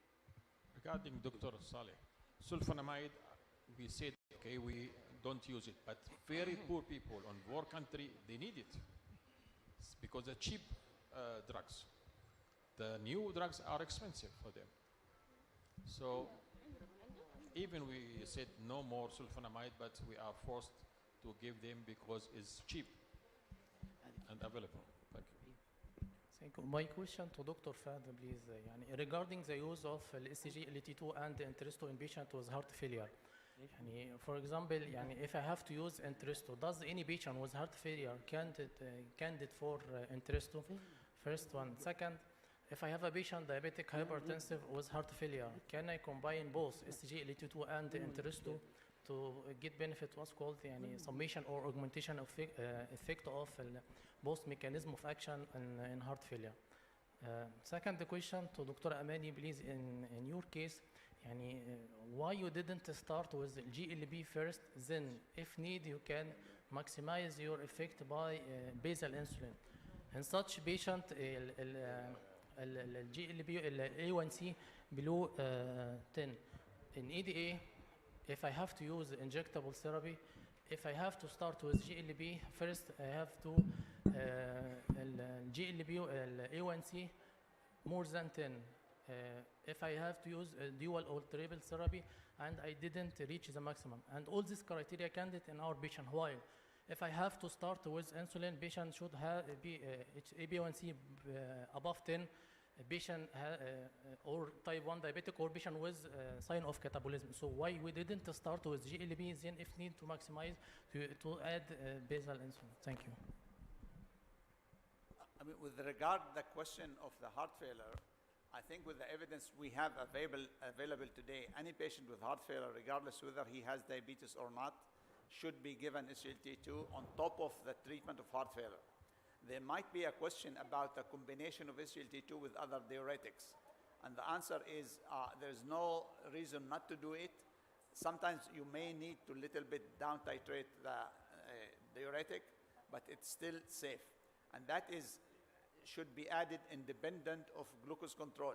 Even if a patient with heart failure and diabetes and his A1 is taking metformin, his A1C is 6.5, that patient should be prescribed SGLT2. And that's why I'm referring to the second indication that the FDA approved for the SGLT2s in order to reduce cardiovascular risk. So you give him to treat the heart failure, not necessarily the diabetes. Now, if I may just comment about the intensification of therapy for diabetes, although I didn't speak about that, I would like to give the audience a tip. In my views, only patients who need insulin should be given insulin. Because today we have enough tools in order to achieve excellent glycemic control without the use of insulin, depends on the patient's situation. And who are the patients who need insulin? Only those who don't have beta cell function left.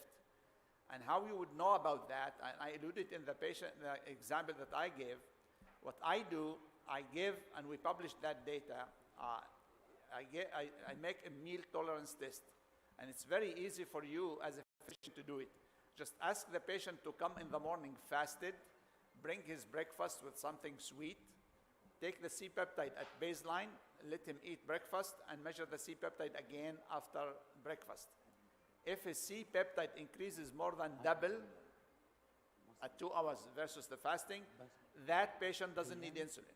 You can achieve the glycemic control without insulin, and we published that in Diabetes, Obesity, Metabolism 2017. You can look the paper. So those patients you can control well, regardless how high their A1C, by just giving them combination of pioglitazone plus GLP-1 receptor agonist. And those patients don't need insulin. Those who don't have increase in their beta C-peptide after the breakfast or after the meal or after the OGTT, those are the patients who you need to add basal insulin to their treatment. Doctor. Okay. Any more questions? I think if you look at the DABA-HF study, I think 11% of the patients were actually on Entresto. I know that like using Entresto, like initiation is a little bit rough because there is an issue with hypotension and patients need to be followed closely. And I think if you add an SGLT2 inhibitor like dapagliflozin, you will run into issues with hypotension and hypovolemia. So those patients need to be followed closely. I'm not aware if they looked at, like did a subgroup analysis in patients who were like on Entresto to see if they benefited or not. But I totally agree, it should be added, but I think it should be like staged and closely monitored. Regarding the case that I discussed today, it wasn't the best scenario but it is a common case presentation patient, they present to us on oral hypoglycemic medication and they didn't achieve the target. And I did mention in the presentation, this patient will benefit from GLP-1 agonist if we add GLP-1 agonist, but she presented on basal insulin. Of course, I mentioned the delay of intensification of oral medication.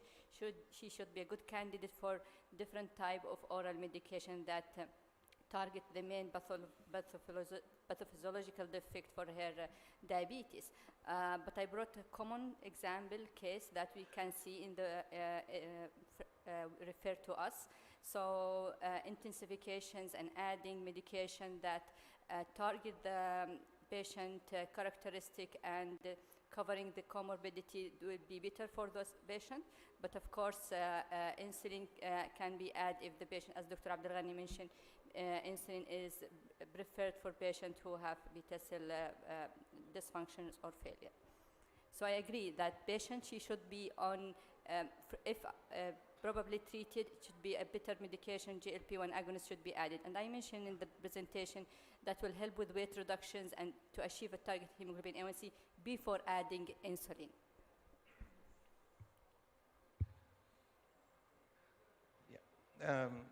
Thank you very much for this overview, but since I mean Dr. Safwan and Dr. Sifri and Dr. Youssef, they are here, and since I am just orthopedic consultant, I think we need, to come to develop a new specialty, orthopedic diabetologist, because at the end we are receiving most of those micro insult, and every 10 seconds there is amputation, one leg to be amputated in the world. So I think we need, to go for a little bit of brainstorming. Dr. Youssef, what do you think? I'll leave the comment for you, Saud. I'll leave the comment to you.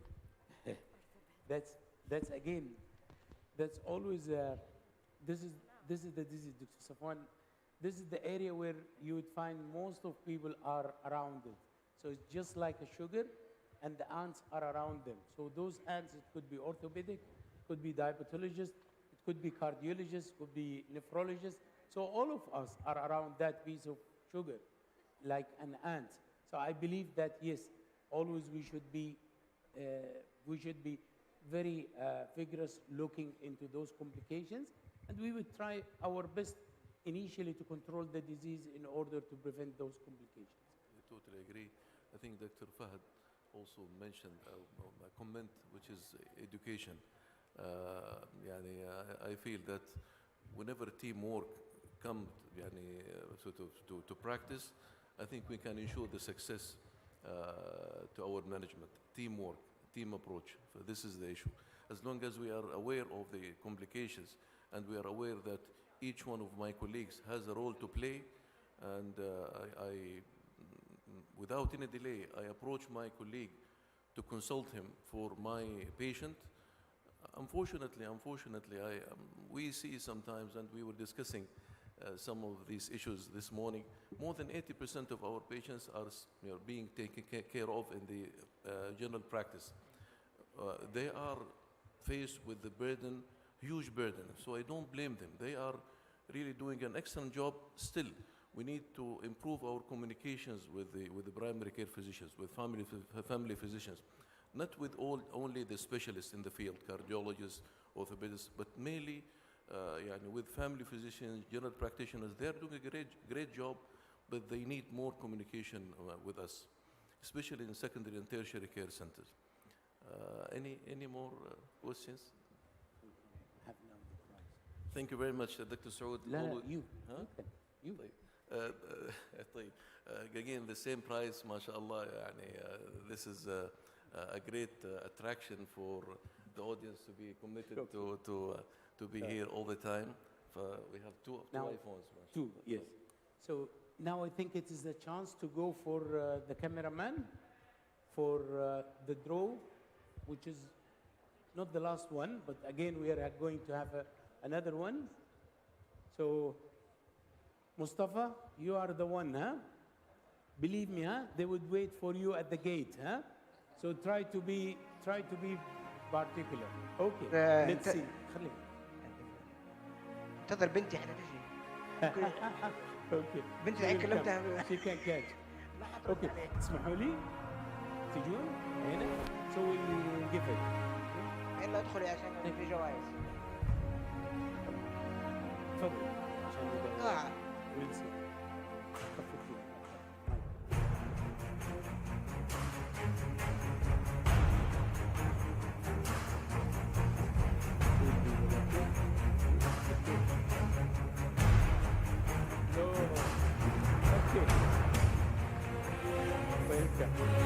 مبروك يا دكتور. مبروك يا دكتور. اوكي. طيب هناك بين الدكتور.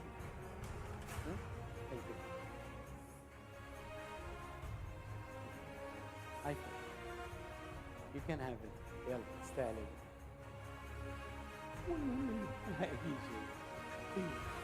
Okay. Please.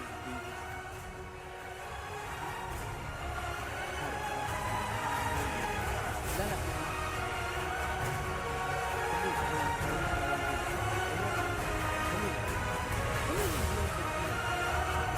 Who'll be the second one? I can't remember white chair. White chair is never here. Okay.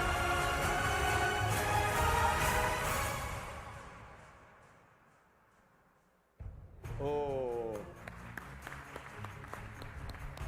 ما شاء الله تبارك. في بيكتم. ها لا لا لا ابدا لا لا. مبروك يا دكتور. It's always what you get. Very nice. Okay. ألف مبروك يا دكتور. سعد بالخير. Okay. So I think still don't go away. It's maybe 40, 45 minutes. There would be another two prizes. So for those who didn't win, believe me, you've got a chance in almost less than 1 hour to get it more. But if you escape, don't have it. بس الصف الأول والصف الثاني ما لهم جوائز. Thank you. Thank you, Mr. يعني اللي يبغى الجائزة يجي في الصف الثاني. Thank you for our colleagues. أنا أكرر الإعلان مرة ثانية. إن شاء الله الجمعية قررت إنه حيكون فيه بإذن الله سبحانه وتعالى جائزة لأحسن بحث علمي باسم الدكتور البروفيسور حسان فطاني رحمة الله عليه.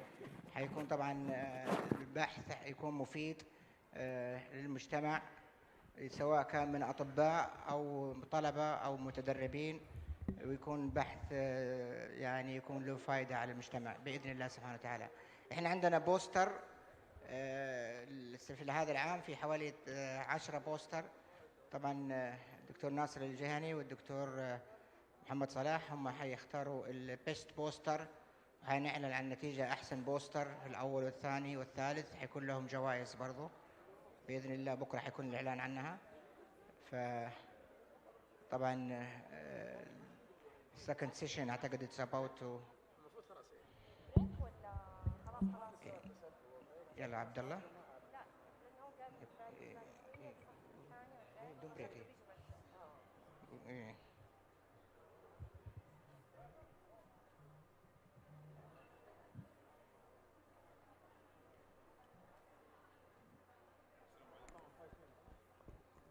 Assalamu alaikum. We'll continue with the sessions. I'm Dr. Yusuf Saleh. My co-chair is Dr. Abdullah Zahrani, and I'll leave the stage for him to introduce the first speaker. Okay, Bismillah. For the continuation for our conference, the next theme will be regarding the complication of diabetes. So our first speaker will be Dr. Rayyan al-Sharif. He is assistant professor, consultant ophthalmologist, King Abdulaziz University. He will highlight about an important topics, which is integrating eye care in diabetes management. Dr. Rayyan.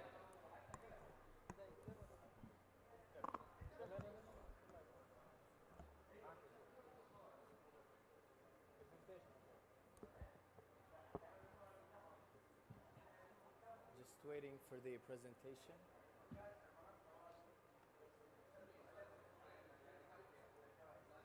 Slides, please. Slides. Slides, please.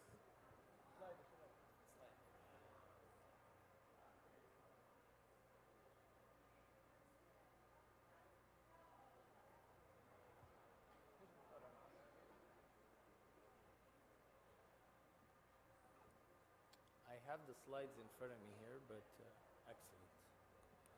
طيب السلام عليكم ورحمة الله. My name is Rayan Al-Sharif. I'm an assistant professor, ophthalmologist, and vitreoretinal specialist, practicing mainly at the ophthalmology department at King Abdulaziz University. I feel delighted and honored to be here for the second time. I was here last time to present on a similar topic. There were a few slides that were added this time. The topic that I'm going to talk about today is integrating eye care in diabetes management. Endocrinologists do an excellent job and are on the front line of taking care of patients with diabetes. However, we also, as ophthalmologists and retina specialists, work very hard to take care of these patients because of the complications that these patients suffer. So there's a high prevalence of diabetes in the Middle East. There has been increased prevalence, actually a threefold increase in the last decade. 7 million are currently diabetic, even more, and 3 million are pre-diabetic. So a third of the population, almost even more, maybe a quarter right now, according to statistics, are diabetic. Third of these patients never had an eye exam, whether here or in the US. Monitoring and examining and screening for diabetic retinopathy is still underserved. Third of the patients who benefit from treatment for diabetic retinopathy have not seen an ophthalmologist in the past few years. That's why raising awareness and having talks like this and meetings like this raises the awareness and hopefully improves the health care of these patients. In Saudi Arabia, country report of 2017, the prevalence of diabetes has been going up. The estimations in the next 10, 20, 30 years is going higher and higher. So awareness and working together as a team in the management of diabetic patients is very important. Now, forms of retinopathy, just to go a bit into the science in ophthalmology, forms of retinopathy happen in multiple forms. First of all, macular edema. This is the main cause of decreased vision in patients who have diabetes. Retinopathy itself in the eye is divided into non-proliferative, which is early stages, mild, moderate, and severe. And then when the disease advances because of lack of blood sugar control, it turns into proliferative. And these become more aggressive diseases leading to very bad conditions. And the main pathology behind the retinopathy is retinal capillary non-perfusion. Now, if you look at this picture, this is what the retina looks like. I like to describe it always as a person looking into a room. The paint on the wall is basically the retina. It's on the far back end of the eye. And it's a highly vascular structure. So when diabetes affects the eye, most of the complications in the eye occur in this sector of the eye. Okay? What happens at a microvascular level is basically vessel occlusion and then leakage. Leakage is what leads to diabetic macular edema and other problems. All this occlusion and leakage happens because of changes on the basic cellular level of basement membrane thickening and loss of pericytes, which leads to weakening of the blood vessels and leakage. And then changes like this start to happen. You saw in the previous slides, let me go back, a very clear retina, an optic nerve, and then you can see the macula and clear vessels. But as we progress with the disease, this is a more focused on the posterior pole of the eye. You can see that the optic nerve, the vessels, but then you see these yellowish and reddish changes. These are changes that are linked to diabetes. These are exudates. These are hard exudates. And then the areas of red discoloration. I don't know if I have a pointer here. I don't. These are areas of hemorrhage. So vascular occlusion leads to leakage, and this is how the retina starts to look like. Moving on to moderate to severe diabetic retinopathy, this is what happens. Actually, more leakage, more occlusion, more exudates, and more hemorrhage. This is one of the tests that we talked about that's called optical coherence tomography. It takes a picture, slices through the retina, and then we can look through the layers of the retina as if you're looking at a sandwich from the side or a burger from the side, and you can see here that there's macular edema.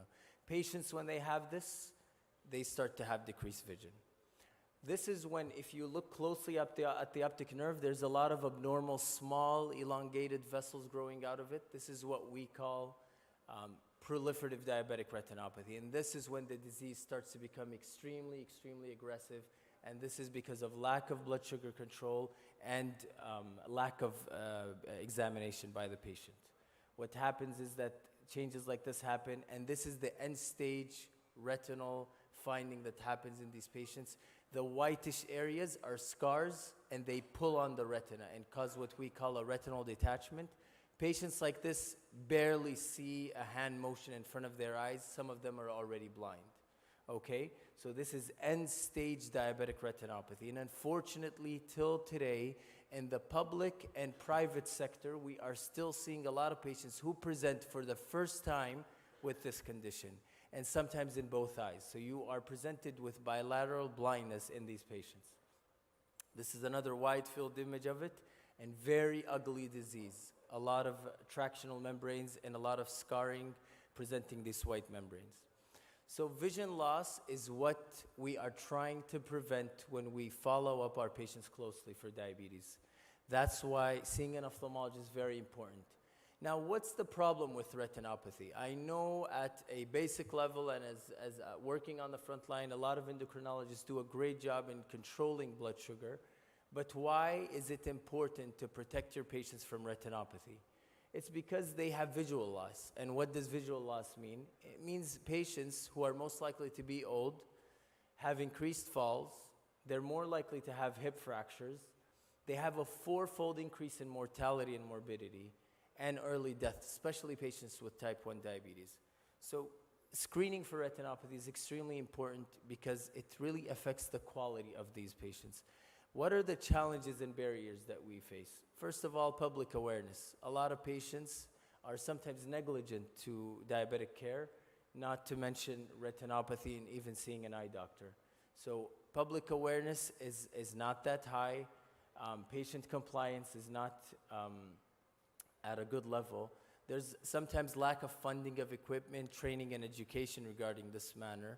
And also lack of collaboration between ophthalmologists and diabetic specialists is really lacking. So this is what we want to work on. It's very essential that every endocrinologist has the phone number of 2 or 3 retina specialists at least to refer to when they have a patient who presents with them with long-standing diabetes and is complaining of decreased vision. It could be an easy referral to these patients instead of saying, just go see an eye doctor, because weeks sometimes and days matter in patients with advanced retinopathy. Sometimes we have lack of systemic processes, competency, registers, data to know about these patients. And access to treatment always, and to physicians remains a challenge in a few areas. So what is the retinopathy checklist that we and you need to know about? Well, patients need to be screened regularly. It's not just a one-time screen. Delaying the onset and progression with glycemic control and blood pressure control. So that's on your side. And then we as ophthalmologists treat established disease with laser, intraocular injections of medications. So diabetic retinopathy is most common cause of blindness in the working group. In type 1 diabetics, they're more likely to have proliferative diabetic retinopathy. In type 2, they're more likely to have macular edema and loss of vision because of that. Risk factors for progression: the longer the duration of diabetes, elevated levels of HbA1c, associated systemic conditions like hypertension, dyslipidemia, along with pregnancy. So please have your pregnant patients always being assessed. I recently had a referral of a patient with bilateral decreased vision who was in her 18th week of pregnancy, who had bilateral severe macular edema. Sometimes we even discuss abortion in these patients because they can go blind in both eyes if the disease becomes super severe. So the delay of disease, we just talked about that. Now, there are a few studies that talk about this. The UK-PDS study, what I want you to know about this is that for every 1% decrease in HbA1c, there's a 35% decrease of microvascular complications. So this is very important to note. The Wisconsin epidemiological study of diabetic retinopathy also looked at glycemic control and, to a lesser extent, blood pressure control that could be beneficial in reducing proliferative diabetic retinopathy. Okay? Also, the DCCT trial looked at intensive glycemic control and found out that primary prevention and secondary prevention reduces the risk of developing diabetic retinopathy. So the treatments that we do in patients with diabetic retinopathy, we do something called laser photocoagulation. It's like imagine having a tree with very thick branches. We cut off these branches to maintain keeping the tree. So what we do is we laser the retina to kill cells and reduce the demand inside the retina. Another treatment that's becoming super popular these days is injections intravitreally. This is an in-office procedure where we have the patient frozen and we give injection of something called anti-VEGF, aflibercept like Eylea, bevacizumab has been used recently, and they try to reduce the VEGF levels inside the eye, which is the primary process of the disease. And in late stages, if patients present with bilateral vitreous hemorrhage or tractional retinal detachment, our only solution is vitrectomy and surgery.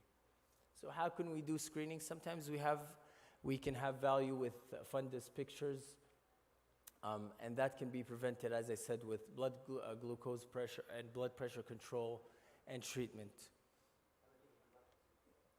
This is what laser looks like. These yellow marks are laser. We laser the retina 360 to maintain central vision of patients. It's like the example that I explained with the tree. Intravitreal injections are done in the clinic.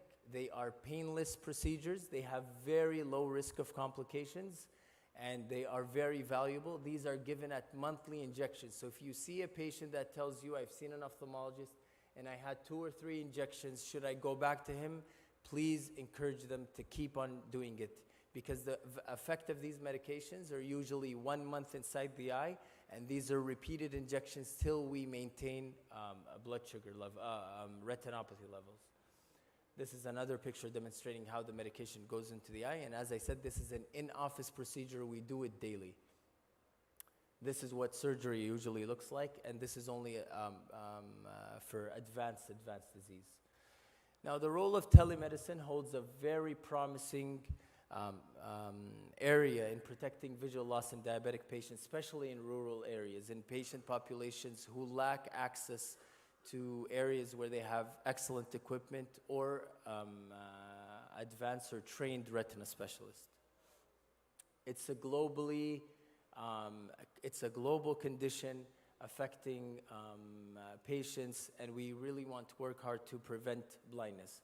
Now, as endocrinologists, I'm going to leave you with 7 or 8 recommendations. This is what you really need to remember. First of all, if you have a patient who was just diagnosed with type 1 diabetes, make sure he is seen at 5 years of diagnosis, because it presents now. The diabetic retinopathy does not develop till 5 years. So the first screening should be done 5 years after the onset of diabetes in type 1. Now, in patients with type 2, because we do not know when the diagnosis was made, referral to a retina specialist should be done immediately, okay? And then we tailor the follow-up. Some patients we see monthly, some patients we see 6 monthly, and then some patients we see annually. If you have a pregnant patient with pregestational diabetes or diabetes, should be seen in the first trimester, and then again at 20 to 26 weeks, okay? If established retinopathy is present, this is something that we should take care of, and then we work together with the endocrinologist regarding this. Because patients can literally go blind when they're pregnant. Screening should be done by an experienced ophthalmologist or retina specialist. It is safer to know which extent of retinopathy is present in these patients. That's why please make sure you know a retina specialist around you in your institution that can take care of these patients. Now, we also make sure that the examinations and follow-up interval and a plan is clearly communicated to all the members of the diabetes care. We are all part of a team, and we have to convey these messages together. Also, please make sure that you work very hard to maintain the blood sugar of the patient and also the blood pressure. And also, statin therapy has been shown to reduce the risk of retinopathy in these patients. Now, in patients with sight-threatening diabetic retinopathy, as I said, they should be seen by a qualified ophthalmologist, and they should be encouraged to take their medications because pharmacological therapy, just like injections, exist. And patients who are visually disabled because of diabetes, and we do have a lot of these patients, are referred to low vision specialists for evaluation and rehabilitation. This is all to improve the quality of life of our patients. Key messages, as I said, this is the last slide. Regular screening is very important for early detection. Screening intervals should be established and should be worked within the team. Optimal glycemic control is something that we rely on you specialists to delay the onset and progression. And local treatments and therapies, just like laser and intravitreal injections, help improve vision and reduce the level of retinopathy and hopefully improve the quality of care of our patients. Thank you very much.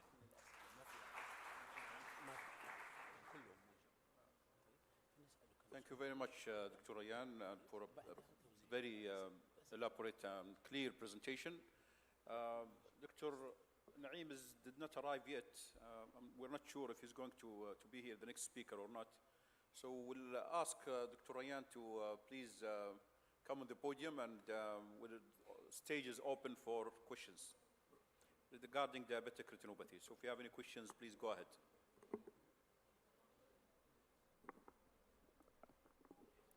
Any questions?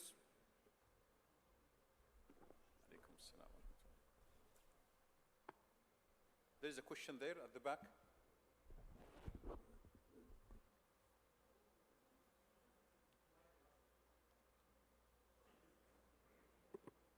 Microphone, please, at the back.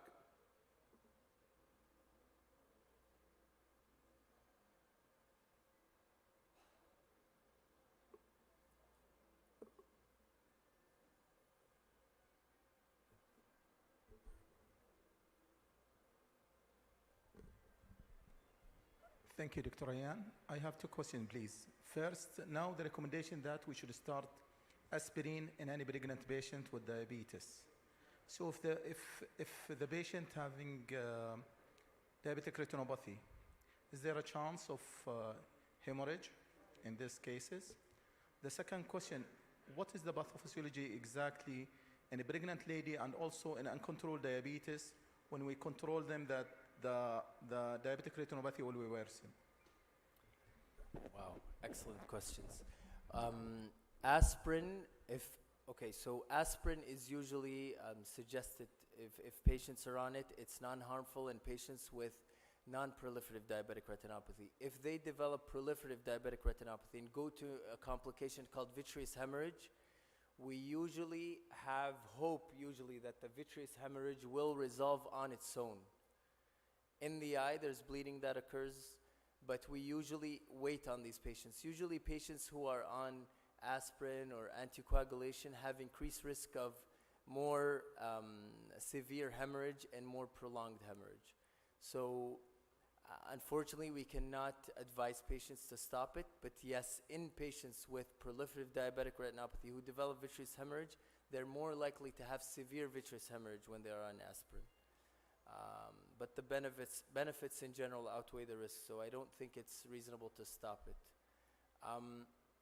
The exact pathophysiology is that the retina in patients who are pregnant becomes, for some reason, very susceptible, and there's high level of VEGF that increase inside the eye, and that leads to the advanced levels of, it's the vascular endothelial growth factor levels that for some reason increase inside the eye and increase the chance of new vascularization, macular edema, and then advanced proliferative diabetic retinopathy. So diabetics don't develop a mild form of retinopathy. They actually advance very quickly to new vascularization and proliferative diabetic retinopathy for this reason.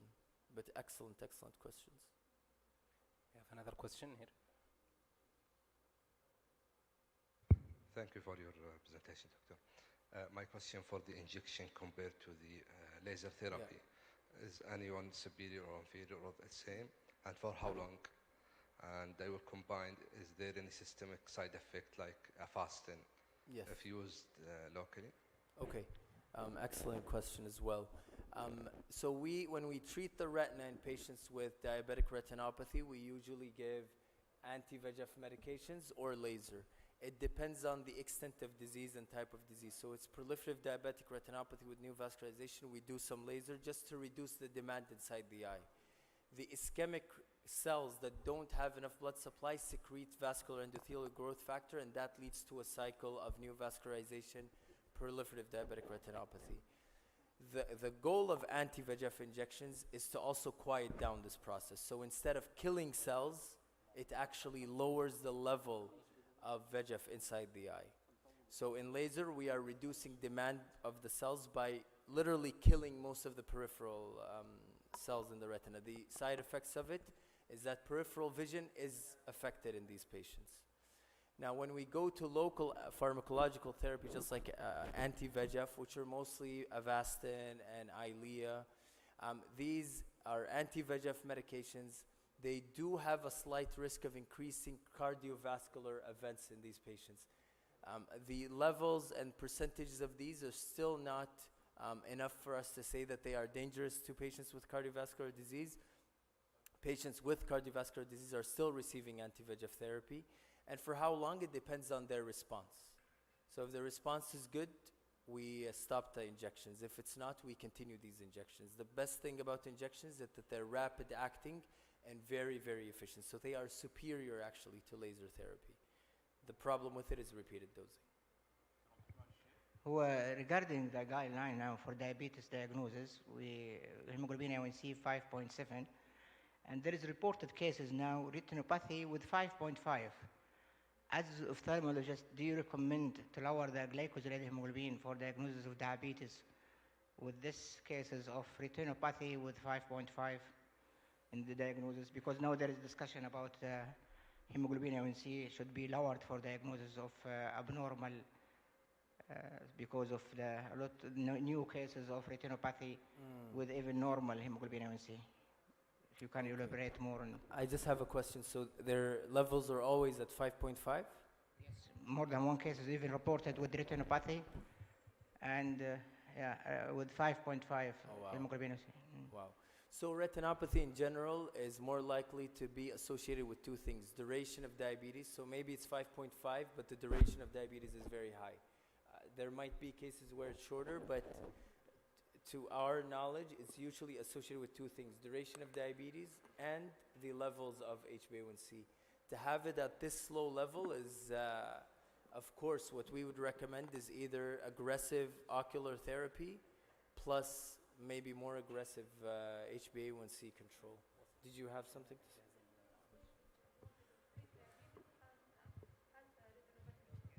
Pre-diabetes, yes. نبغى study يعني في diabetes and has retinopathy. True. There are reports now from artificial intelligence reports, which is becoming very popular now, analyzing pictures of patients with diabetes. They do find that artificial intelligence can pick up patients who are normal versus pre-diabetics with or low HbA1c. So there are some changes. Maybe they are not visually significant, but maybe forms of retinopathy do exist with these levels. Can I comment on, I'll comment on Dr. Abdurrahman al-Sheikh question that you can get retinopathy with A1C of 5.5 or 5.6.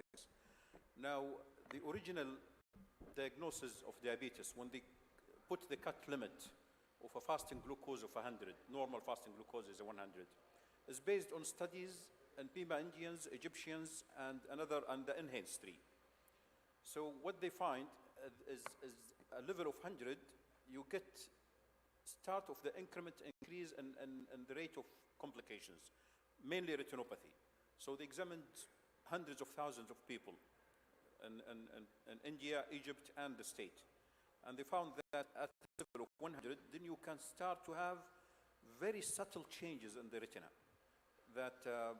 And that's why they selected this limit, this cut limit of 100. So yes, you can get very few cases of some sort of advanced retinopathy in patient with, even some people are talking about cut limit of 95, not even 100.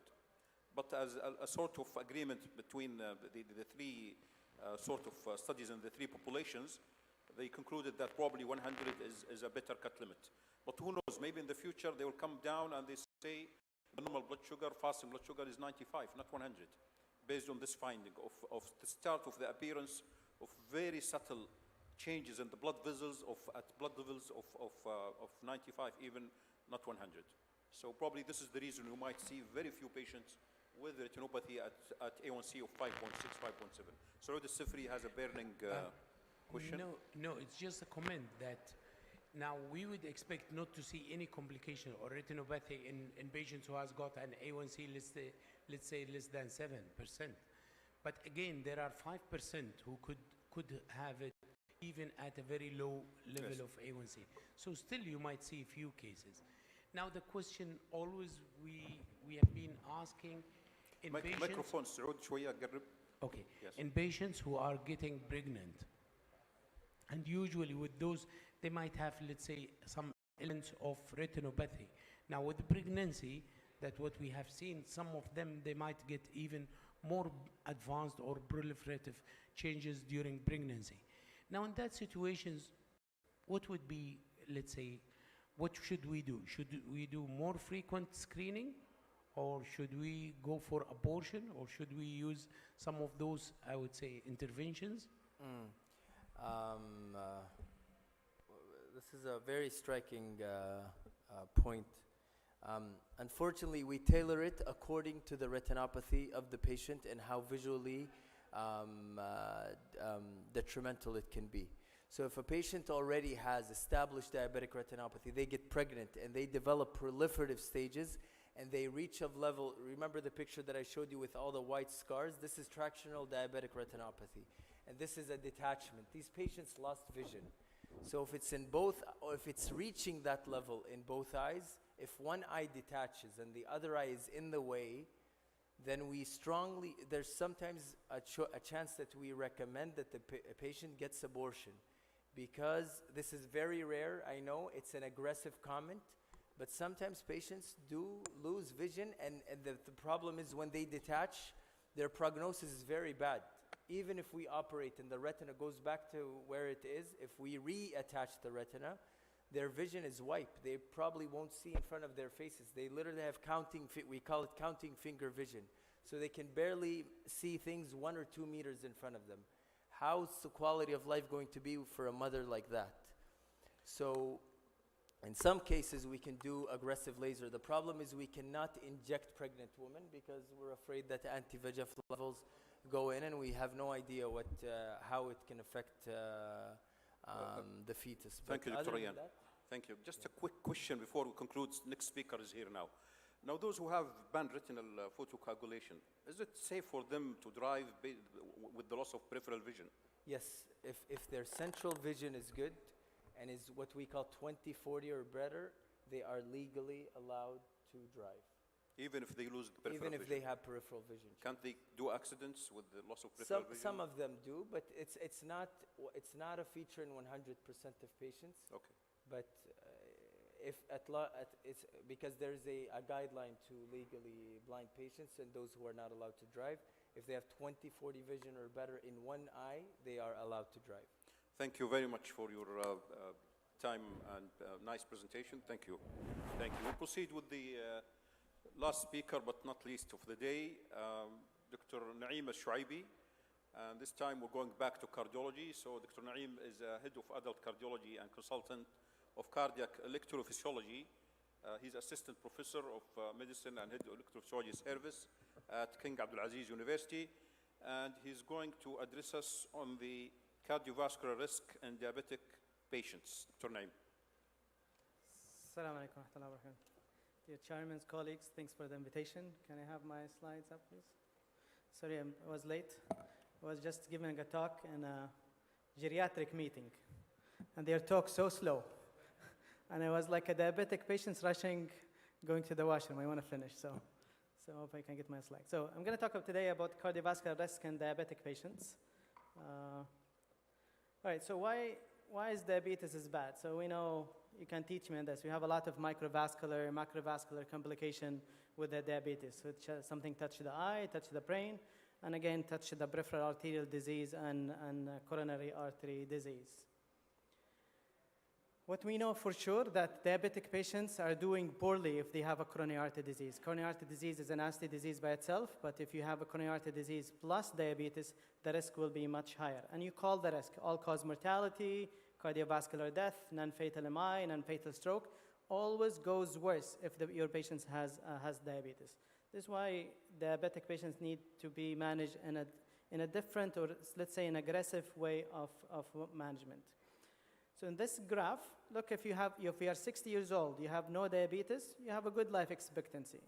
But if you are 60 years old and you have cardiovascular disease, your life expectancy will be less by 7.7 years, almost like 8 years. And if you develop myocardial infarction, you're gonna lose around 10 years of your life. And if you have stroke, then the risk will be much higher in terms of 12 years losing of your life. So we know that coronary artery disease, peripheral vascular disease goes hand to hand with diabetes, and they are very bad. So I'm gonna cover 3 concepts. So atrial fibrillation in diabetic patients, and peripheral arterial disease in diabetic patient, and coronary artery disease. I'm gonna lump some together. And why I talk atrial fibrillation by itself? Because when I talk atrial fibrillation, because I'm an electrophysiologist, I'm like talking to my kids. So I like to talk about atrial fibrillation. So if you have diabetes with atrial fibrillation, this is by itself as an indication for oral anticoagulation, because the annual risk with this will be increased. You have a 1.7 risk of annual risk of a stroke if you are diabetic. Remember, this is per year. So second year will be 3.5%, third year will be 5%, and that will be an incremental linear relationship between age goes on and diabetes and the risk of a stroke. So this by itself, diabetes alone, you need to start oral anticoagulation. Even if he's young, even there is no hypertension, even if he has a normal heart function, diabetes by itself is a major risk factor of a stroke. 30% of my patients with atrial fibrillation, they have a diabetes. And 15% of your patients with diabetes, they have atrial fibrillation. So those diseases are really common and come hand in hand. And we know that atrial fibrillation is a disease of elderly. Once you have developed diabetes, then atrial fibrillation is not disease of elderly anymore. You're gonna see atrial fibrillation in the age of 40 and 45 years of old. So what's happened with the diabetes? Again, you can teach me in all those oxidative change and all inflammatory change. The worst thing with the diabetes management in terms of risk of peripheral arterial disease or coronary artery disease or atrial fibrillation is the fluctuation of a blood sugar. If you're keeping the blood sugar high and maintained, is sometimes better than the fluctuation up and up, because that's increased the inflammation, especially among the coronary artery disease. And in terms of the atrium, that's changed the remodeling of the heart, and that's will be like inviting atrial fibrillation to start. So if you comparison, you have all the oral anti-diabetic, oral hypoglycemic agents that we know, some of them sometimes can protect from developing atrial fibrillation. Insulin is not one of them. Insulin doesn't protect from atrial fibrillation. And sulfonylurea doesn't protect from atrial fibrillation. The rest, they have signal that can reduce the incidence of atrial fibrillation in the future. The three bad combination: diabetes, atrial fibrillation. That means kidney disease is coming in the road. And whenever you have one of them, definitely in the next 5 years, you're going to develop the second disease. AF by itself increases 5 risk of a stroke. If you're a diabetic patient, then the risk of stroke can increase by 50%. If you have a diabetes plus atrial fibrillation, if you have renal impairment, then the risk is a rocket high. If we go and look for the all-mega trial, looking into oral anticoagulation, or the new oral anticoagulation, by the way, they're not new anymore. We have been using it for the last 11 years. This is why we call them sometimes novel or direct oral anticoagulation. In the ROCKET trial, there is 40% of them, they will have a good representation in a study. They have a diabetes. Aristotle, which is apixaban, 25%. Engage, adoxaban, 36% they have diabetes mellitus. Rely, the dabigatran, 23% they have diabetes. So diabetes was well representative in those trials. This is why when we analyze this trial, then we can look in detail what happened to the diabetic patient. So if you ignore everyone with atrial fibrillation and you look for atrial fibrillation plus diabetes, among the all trial, you get cardiovascular event is less, stroke less risk of stroke. Maybe the major GI bleed as bad or as good as treated with the warfarin. So that's mean the patients with atrial fibrillation and diabetes, they have some sort of tendency of bleeding, whether you use NOAC or you use the warfarin. Let's get an example of a ROCKET-AF trial, because why I choose the ROCKET-AF trial? Because 40% of that population, they have diabetes, the diabetes mellitus. So risk of a stroke is less, there's no pointer here. Less of stroke is less with rivaroxaban, ischemic stroke is less, hemorrhagic stroke is less. Maybe it's just the major bleed. The major bleed, we define it as even if the patients need blood transfusion. And you trust me, if you ask the patient whether you have a stroke or a bleed, he will choose to have a bleed, because the bleed we can manage. Stroke is a bad catastrophic event, not only for the patients and for the family. Another drug, which is edoxaban, that's going to hit the market. I think we just get approval in Saudi FDA approval this year. Edoxaban among diabetic patients, major stroke reduction, less risk of bleeding compared to warfarin. Apixaban, same thing, efficacy and safety. Still is efficacious, still as safe compared to warfarin if you look only in diabetic patients. So now, if you look for the all-oral anticoagulation, edoxaban, rivaroxaban, dabigatran, Eliquis, they all have less cardiovascular event, whether the patient is diabetic or not diabetic. So what about the safety among those drugs? So as I mentioned, they have the same signal, that the diabetic patients with atrial fibrillation, they have a lesser extent of bleeding compared to the other all combined, but all the study together, all the NOAC together, all the warfarin together, though still they have net clinical benefit of using any oral anticoagulation. Maybe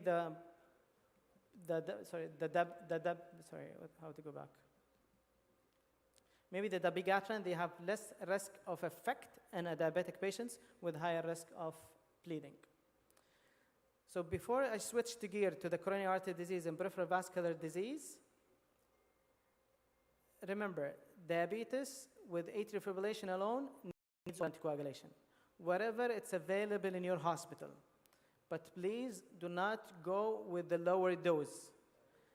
Lowering the dose is not going to help your patient with a stroke prevention. You're just going to give him the risk of bleeding. Lowering the dose doesn't mean less risk of bleeding. So always go with needed dose. Actually, the patient with diabetic, they are very high risk for stroke, so please do not lower those in a diabetic patient. So I'm going to lump some peripheral arterial disease and coronary artery disease the same, because they are all arterial disease. This is, I think, if you have a money in your account and you want to spend it to get some money out, spend it in any company spending their research in a peripheral arterial disease and coronary artery disease. Because as of yet, of 2020, we are not doing a great job in terms of secondary prevention. People, once they have the event, whether the stroke or cerebrovascular accident or myocardial infarction or peripheral arterial disease, those people, most likely, they're going to come back with another event.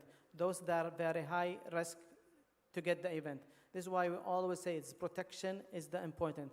Please protect your patient before they have coronary artery disease. If they have coronary artery disease, then all those risks is going to come in the future. So imagine, patient has no symptoms. He went for useless test to check only for peripheral arterial disease, and we found that atrial brachial index is positive, even that he has no symptoms. The risk of having cardiovascular event just go 9%, even if he's asymptomatic. If he develops symptoms, that jump with another 13%. So peripheral arterial disease in terms of secondary prevention, whatever therapy you want to give here, you're going to give aspirin, clopidogrel, give any drugs. Still, those patients, they will be a high risk. This is summarize what is the best practice so far in terms of peripheral arterial disease, secondary prevention, and coronary artery disease.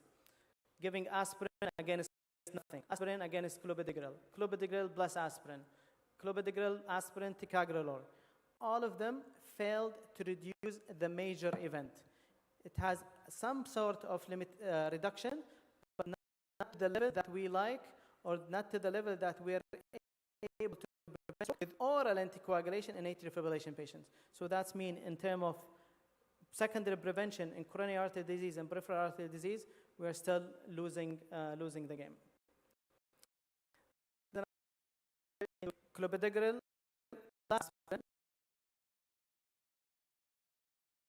increase the risk of bleeding. So still we don't have the nice recipe to treat those patients with peripheral arterial disease and coronary artery disease. And what does the guideline suggest? Suggest if the patient is symptomatic, use antiplatelet agent. And what do you need for this? We just reduce by 7% the second event. Is this good enough? Actually, it's very bad, but this is the best clinical practice we know so far. This is why all the new oral anticoagulation or direct oral anticoagulation, they are spending their research in a peripheral arterial disease and coronary artery disease. I think in terms of using aspirin in atrial fibrillation is a history. Nobody using aspirin in atrial fibrillation. Doesn't protect, doesn't help. You just give your patient risk of GI bleed with no benefit. And I think we are losing the drug as well with the coronary artery disease and peripheral artery disease, as the research will show. I give an example of a rivaroxaban using a lower dose and a stable coronary artery disease. It's a multi-center trial with representation around the world. And basically, they use the 3 arms. Aspirin, which is what is the guideline suggested. If you have history of coronary artery disease or peripheral arterial disease, suggest to use antiplatelet, aspirin, for secondary prevention. And then they give another schema, which is 5 milligram BID, and the other one is aspirin plus very low dose of rivaroxaban. This is not the same dose of atrial fibrillation protection. So the dose of atrial fibrillation protection is 20 milligram. This is only 2.5 milligram. This patient in terms of the major event, whether they have peripheral arterial disease, previous limb amputation, this is all the inclusion criteria in terms of the definition of secondary prevention.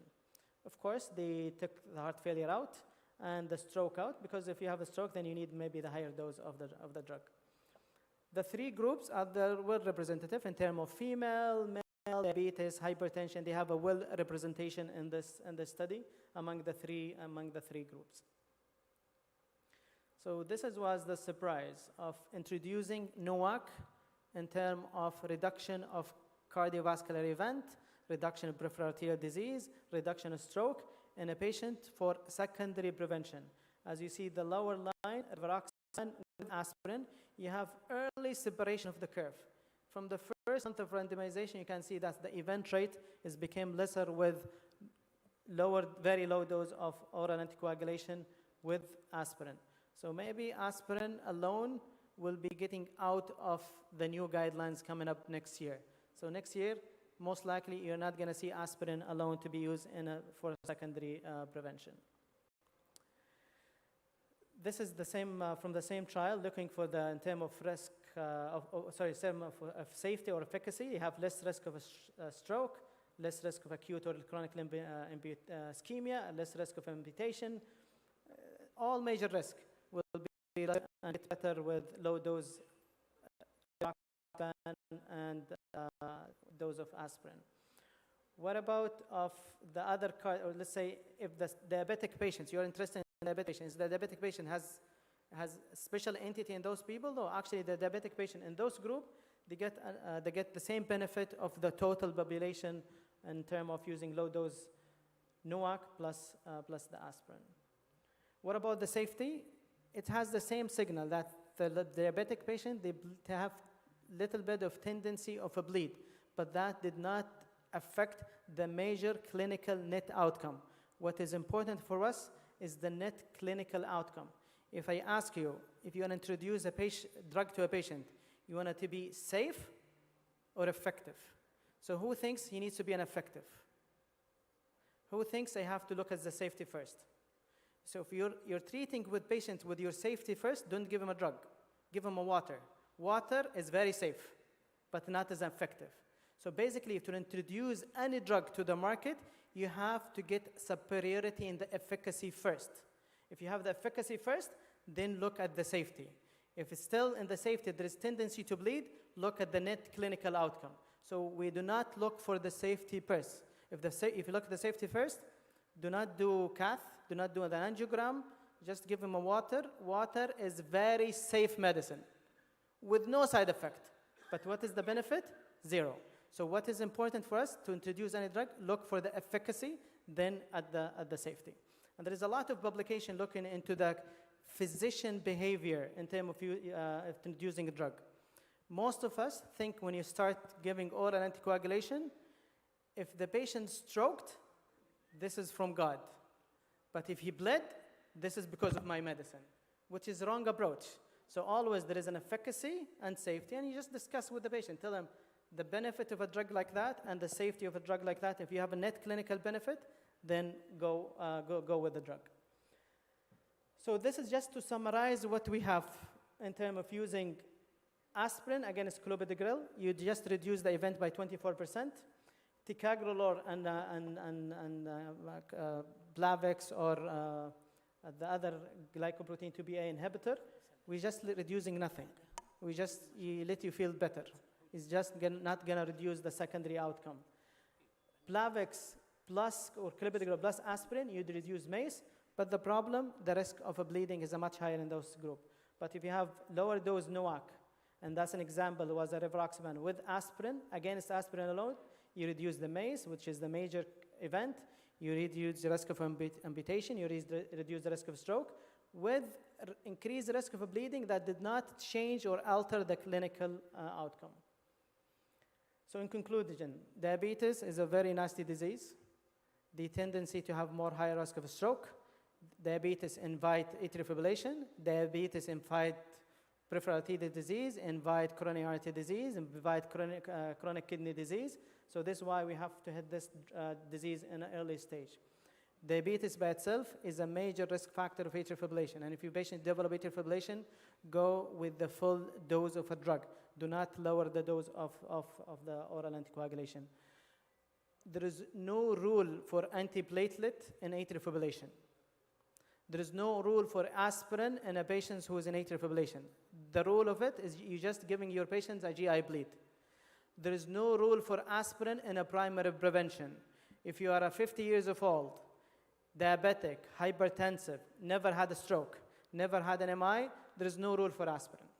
Aspirin for primary prevention is losing the game. It's just given aside as the side effect. And there is tendency to have the direct oral anticoagulation.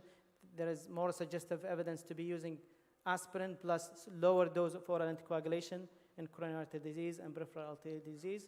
With this, I conclude my talk.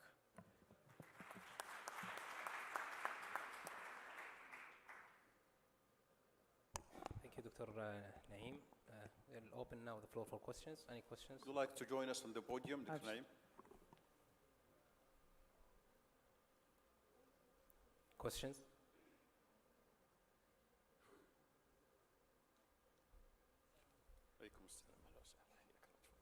Now let me ask you a question till somebody comes and asks. You said a patient, a diabetic without hypertension, without underlying cardiac disease, no history of MIs, is not recommended to start aspirin. Still, some experts recommend in very high-risk patients that they should go on aspirin. What do you think about that? Yeah, so is this working? Yeah. So when I say the guideline doesn't fit everyone. So definitely that we know. But if you take in general all diabetic patients together, put them all of them together in one pile, they will not get benefit from aspirin. But if you're gonna go and do like cherry picks, patient who has bad family history, patient who has very poor control diabetes, mild renal impairment, maybe those patients gonna benefit from antiplatelet. But is this justified by evidence? I will say, as you mentioned, expert, but that is not supported by evidence. Questions on the second floor, please. I think there is one there. Thank Second you very row. much, Dr. You said aspirin 100 milligram. What we have in the market is 81 or 80 milligram. And for how long we give this second treatment together? Manish, your question again? Aspirin you mentioned is 100 milligram. What we have in the market is 80 milligram. We should reverse to another. They are the same. 80 and 100 is the same. If they're all of them, we call them low dose aspirin. The combination, this treatment, for how long we can give? Is prophylactic or all the time if we have problem or? You mean the low dose NUAC is a lifelong. So with the study suggests if the patient has, for secondary prevention, if he has stable coronary artery disease diagnosed, peripheral arterial disease and been diagnosed, the combination should be a lifelong. Any other question?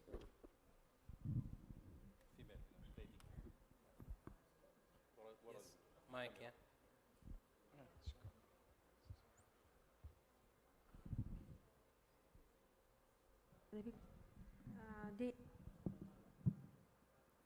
ماني سامع. Patient with diabetes, uncontrolled, hypertensive, coronary heart disease, they have cabbage. Or how long they will stay on anticoagulant like aspirin, Plavix? Because they stay for 1 year or 2 years, and then they only stay on bisoprolol and low-dose aspirin. So let me revise your question. So basically, you ask diabetes, hypertension. Yeah, coronary artery disease with, after cabbage, and after operation. Let's cabbage. say he has a PCI done. Yes. Okay. For how long they stay on anticoagulant, and what are the kinds? And I saw the patient, they stop for them I think Plavix, and they stay on only a low dose aspirin. Correct. So basically, if the patient has an intervention, let's say they put a stent in, so the amount of the duration of antiplatelets, it depends on how many stents and what type of stent.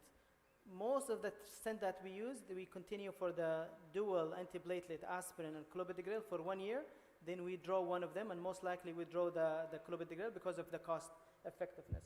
But with the new suggestion of those guidelines, after 1 year, if you draw one of the drug, then you have to introduce the new oral anticoagulant because now you're looking for secondary prevention. So that will be a lifelong. If the patient, even though the patient is are uncontrolled. Sorry? The patients are uncontrolled diabetes. So whether it's controlled or not controlled. So if it's not controlled, we're going to refer him to a diabetologist. So for us, we are very bad in treating diabetes.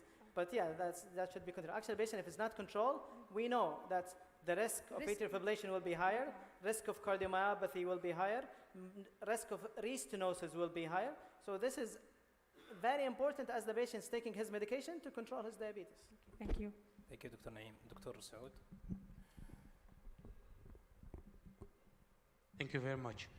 Thank you for everybody. And you might not know, or you might know that today is a very special day. Apart from being with us, this is another special occasion, but something today we have to celebrate.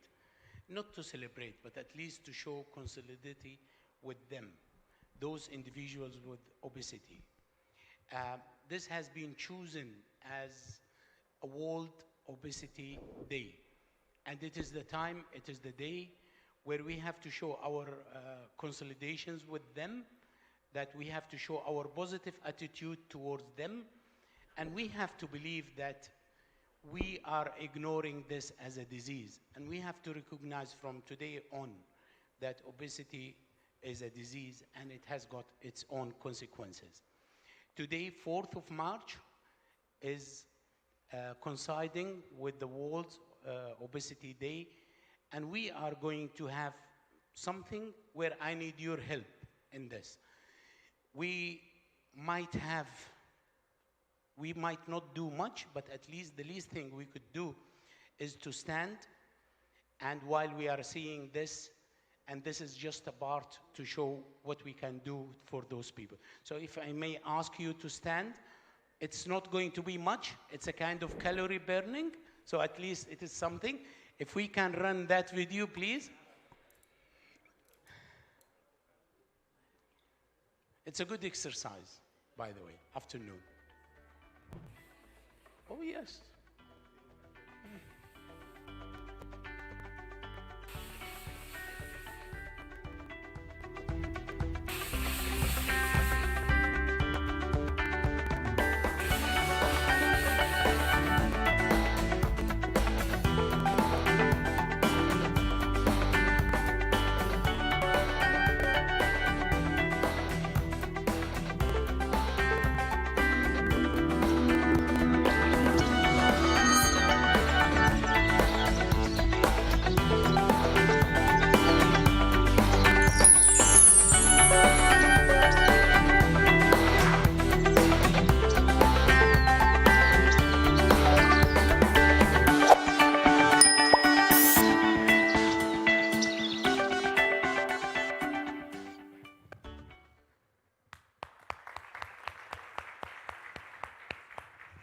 Thank you very much for everybody. And just to remember that we have got people who are around us, or either us, we have got something where we don't look at it.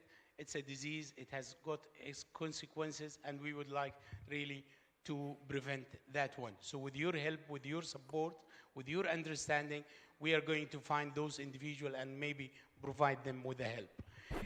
Now it's a time again for the last draw of today. So you can sit, enjoy it. And again, we would give the lead for the before that, we would have just clips of what we have today. So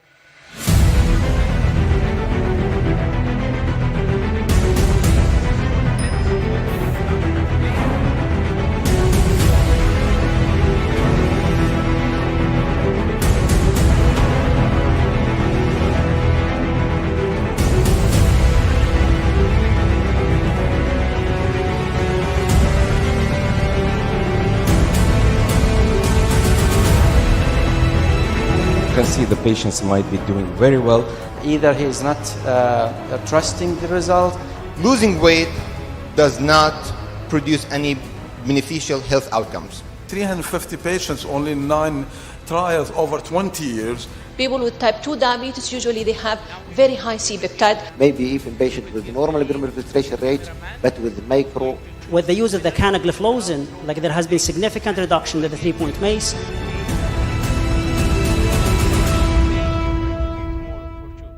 So we would have the cameraman who's going to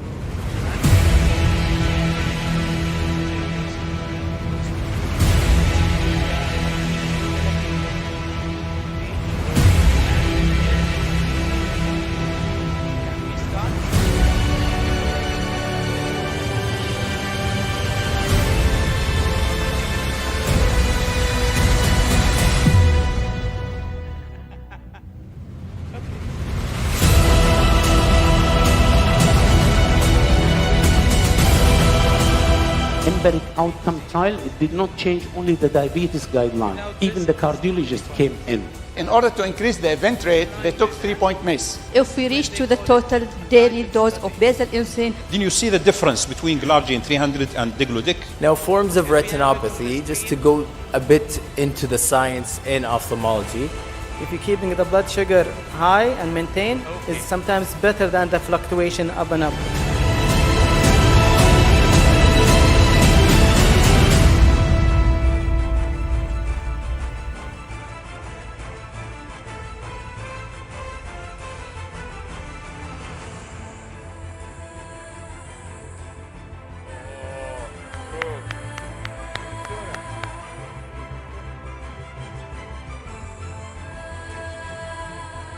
مبروك يا دكتور.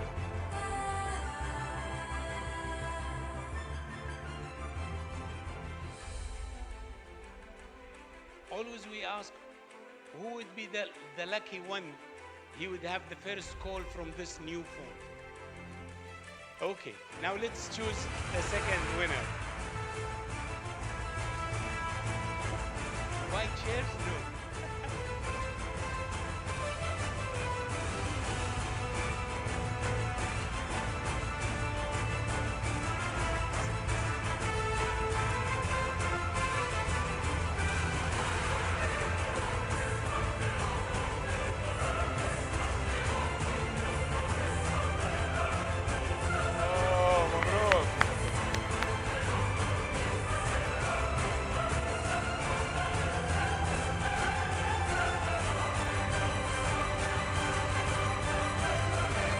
مبروك يا دكتور.